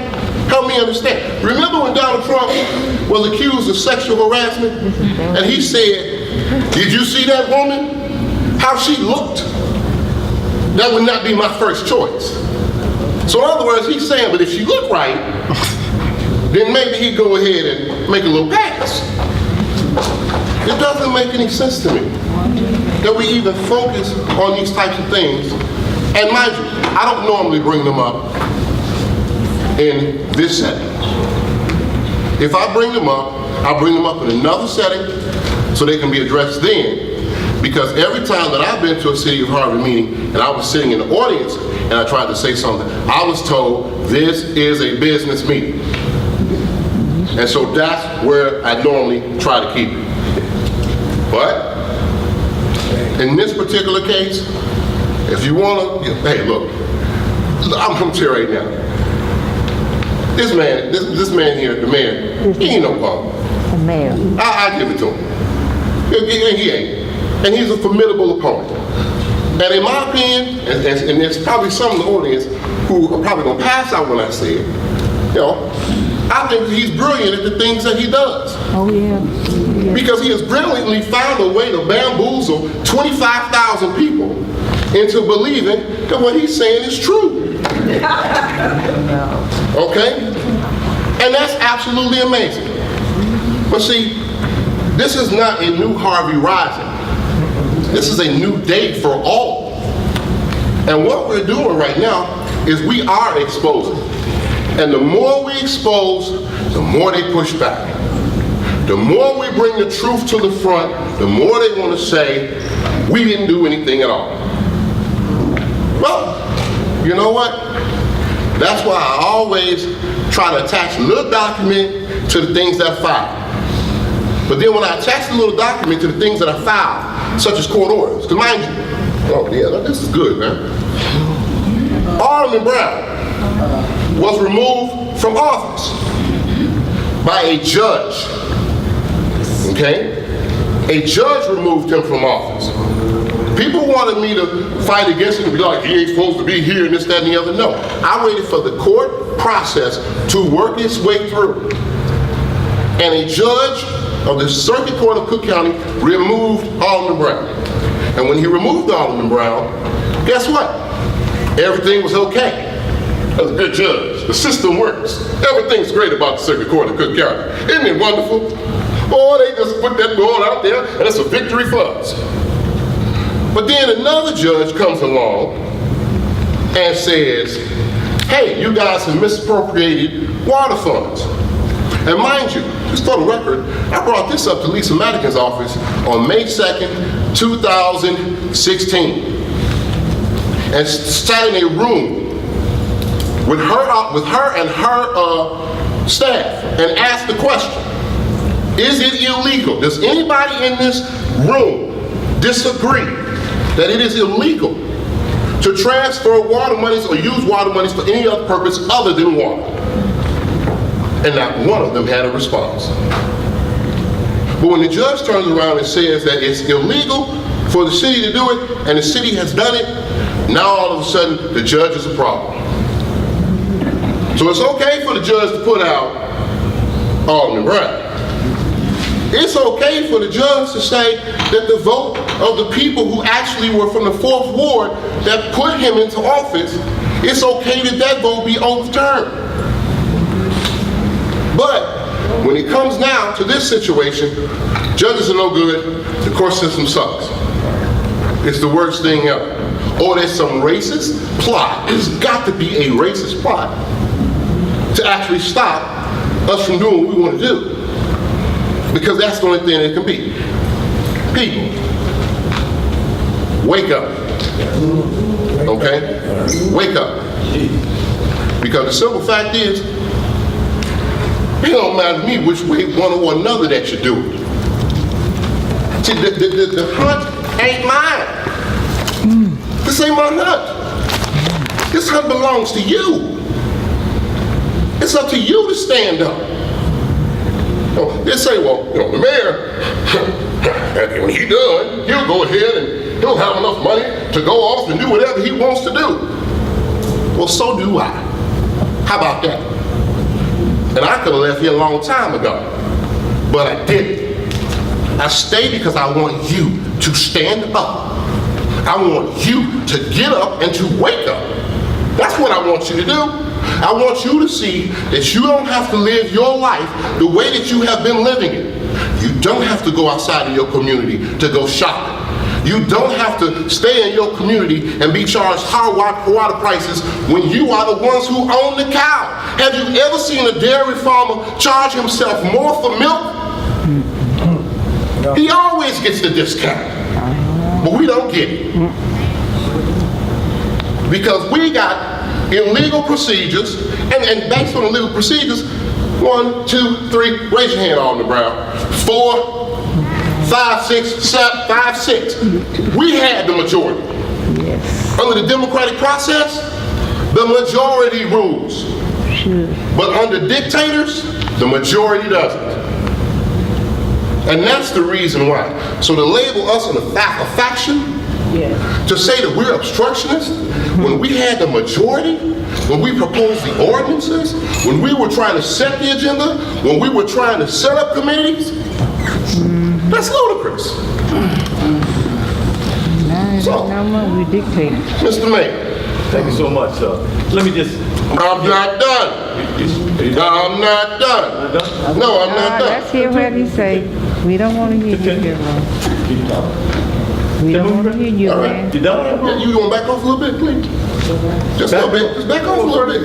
Give me a little air. First of all, you can't tell me. Give me a little space. You can't tell me where to move. Would you please back off a little bit? You cannot tell me where to So I can move. have to First of Come all, on, Mayor Carroll. Let's Now we got that resolved.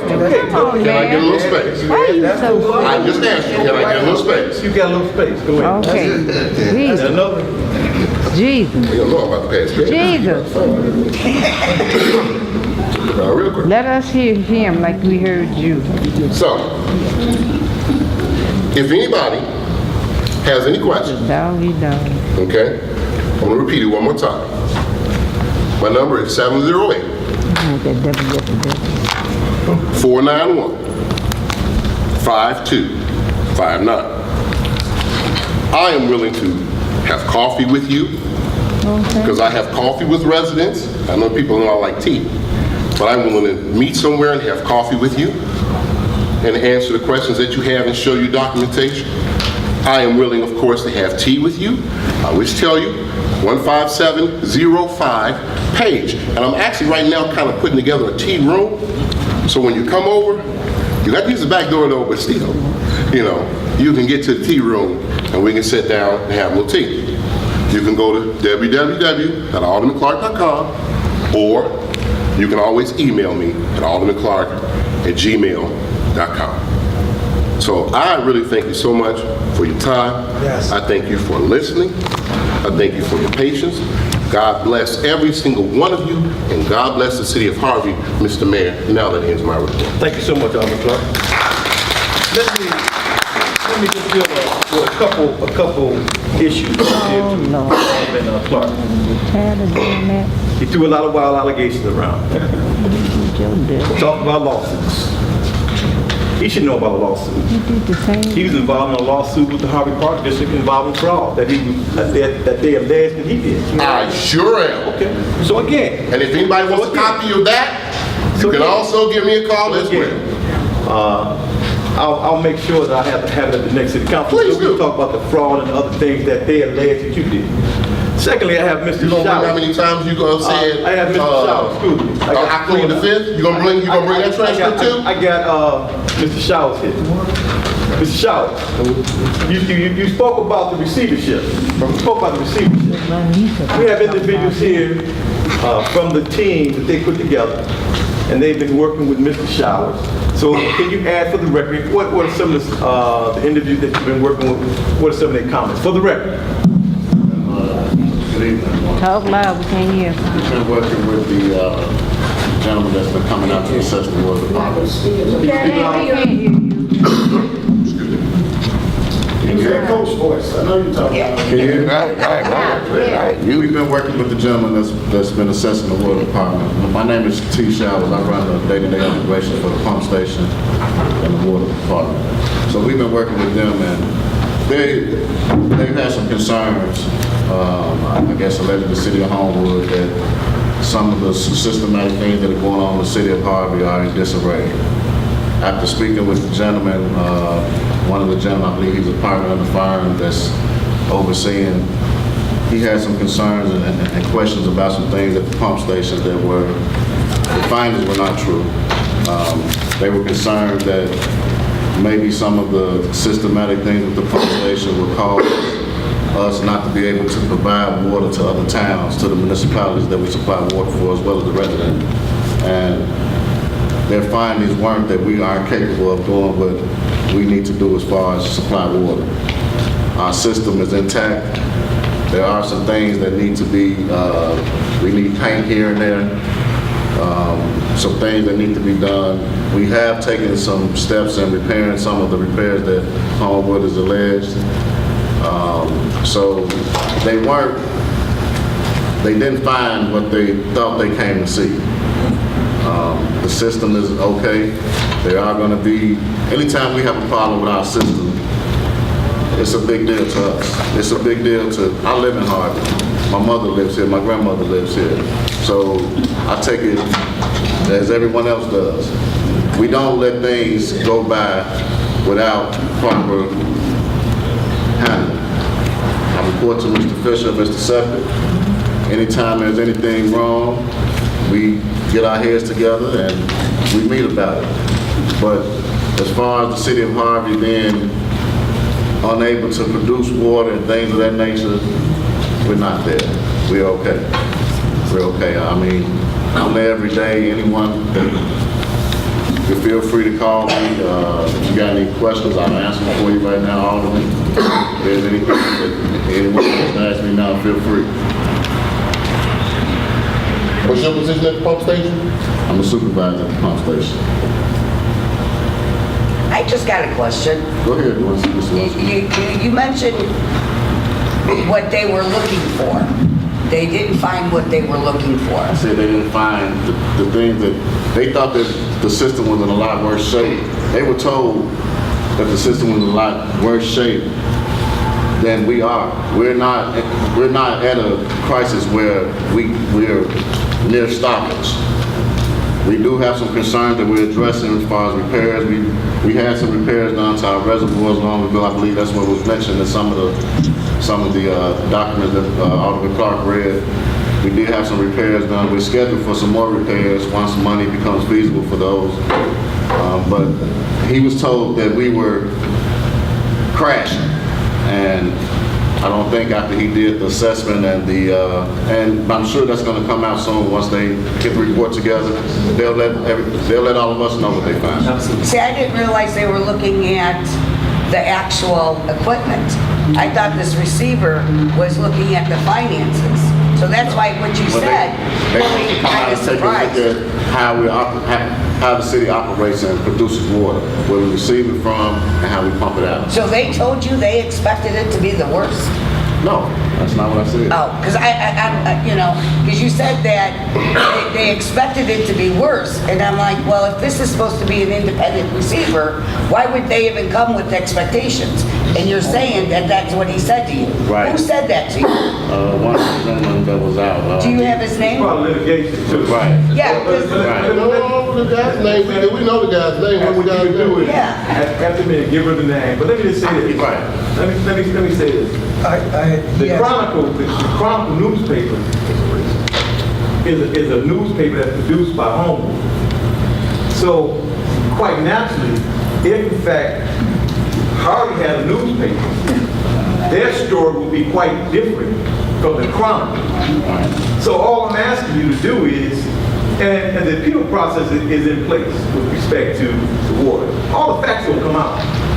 So all I'm telling you, before you rush to judgment and start assuming and listening to the Chronicle and making statements based on the Chronicle, allow the process to work. I, Shirley Drewinski, did not. Okay, I well, was just asking what you said. Go ahead, Alderman. I was just clarifying what you said, Mr. Showers. Mr. Showers, I commend you for being employees that take care of the water. I think when you brought up, we were talking as a supervisor that's taking care of the water. I understand that. I was just concerned that basically when the monies that we received from our cash flow of money was not used to make those repairs. Instead of having someone else come out to tell us that we need those repairs. The monies that we take from the municipalities around us and the citizens of Harvey, that money should have been used for that purpose, that we would not have been there to have a discussion, even have a discussion with Chicago. Preventive measures is what I'm saying. You are okay, I accept it. I'm talking about our leadership in that area of money that we had, the power that we had.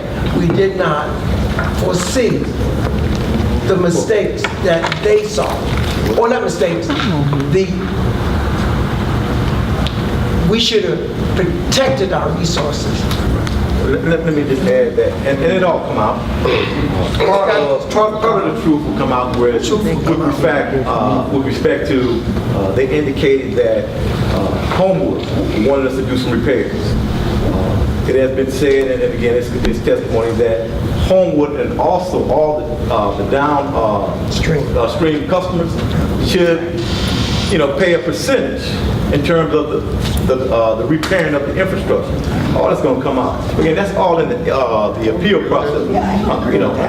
So again, that's our argument, and I guarantee. Well, I can't guarantee you, but I do believe that we're going to be very successful in this appeal because now the facts are out. I pray that we do. And so I feel very confident in terms of what my administrative team apprised me relative to the issues with respect to the water situation and the fact that the things that they were looking for is just not true. Again, Homewood, Hazelcrest never set foot in the city of Harvey to do any type of examination, any type of analysis to determine if in fact what's true, what's not true. They just listen, obviously, to Homewood. But again, all that is going to come out, and the facts will be dealt with. And the good thing that I feel very, very proud of, that we have some very competent individuals in Mr. Towers and Mr. Fisher who's addressing those issues. And the things that they were looking for, obviously, they can't find. And the appeal process will, again, everything will come out in the wash. And then lastly,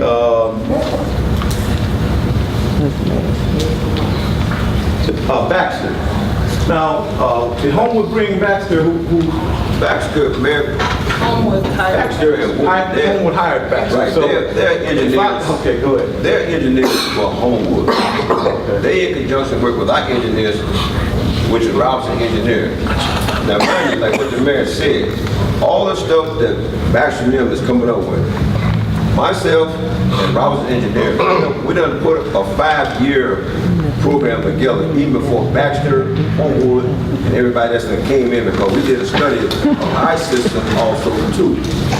And at the time, we quoted the monies and stuff that was going to rectify the situation into the water system, where it exceeded anywhere between, I would say between $5 to $7 million to go over the whole entire operation That's replaced water mains, that's replaced hydrants, that's replaced water valves, and the work on the reservoirs is to paint the elevated tanks, the cathodic protection in it, stop the tanks from rusting.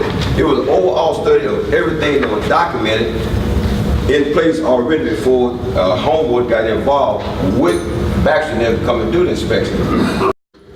To inspect our system over there.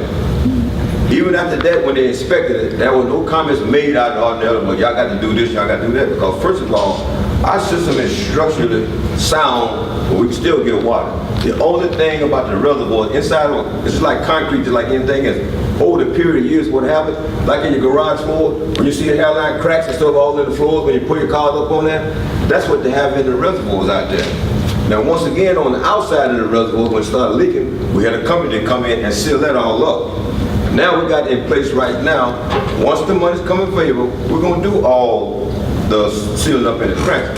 But like the mayor said, the good thing is gonna come out of this here, when these people come out of Chicago working with T and myself, they are beginning to see a lot of things that were put forth to them, which were lies about the system, that we are not capable of handling the system on down the road or whatever it is. I'm here to tell you all, we can reach out to other communities on our south if they want to buy the water. Because first of all, besides Chicago and Oakland, we the third biggest supplier of water to any other town that we pump. Do y'all read our meters? Pardon me? Do y'all read our meters or y'all just guessing? Ma'am, we read this every day. Every day, ma'am, okay? So what I'm saying, if anybody want to see the system over there, you're welcome to come by. We'll take you through the system over there, where you can look at the system. And I'll be glad to sit down with you, carry through the whole giant history, because if I sit down here and go through everything else, we'll be here until in the morning. Right. And then the last point was, again, as I indicated earlier, the report that Alderman Clark was reading from is a biased report coming from the Chronicle newspaper of Homewood. The report was Baxter's. Now, again, that's why in court you have your due process. And we have an opportunity to present the facts. And we present our side. There was another assertion by Homewood that said the roof was falling in and that we wouldn't be able to deal with water supply. Mr. Charles. Yeah, they had a concern with this. Again, they were letting me told, I don't know who the source was, this is just a conversation me and the gentleman had, that the roof was collapsed in one of our reservoirs. So what he wanted to know was what was the process if it happened. And I explained to him, if the reservoir roofs collapse, we have 3 tanks. We got 3 reservoirs sitting there. We have a high tank, we got an IC station. I told them the process of just, like any repairs that municipalities have. We shut that tank off, we stop the water from coming in, we have it repaired, we keep pumping water. No loss of water to nobody. It's just, it's all in repairs of these kind of things. It's not nothing that's it's not a great danger to anyone. We don't run a risk of contamination or anything like that. I'm talking about the pen, We shut it off, we have it repaired, we get it back online, we go through the regulation with the EPA, we get it back up and going, and we back running. And once he heard that, he was, I think that was kind of his concern that Wilkie heard about. He thought we were going to be, sitting and impressed around the corner. The system is in place for things to happen. We got a lot of water sitting in Harbor.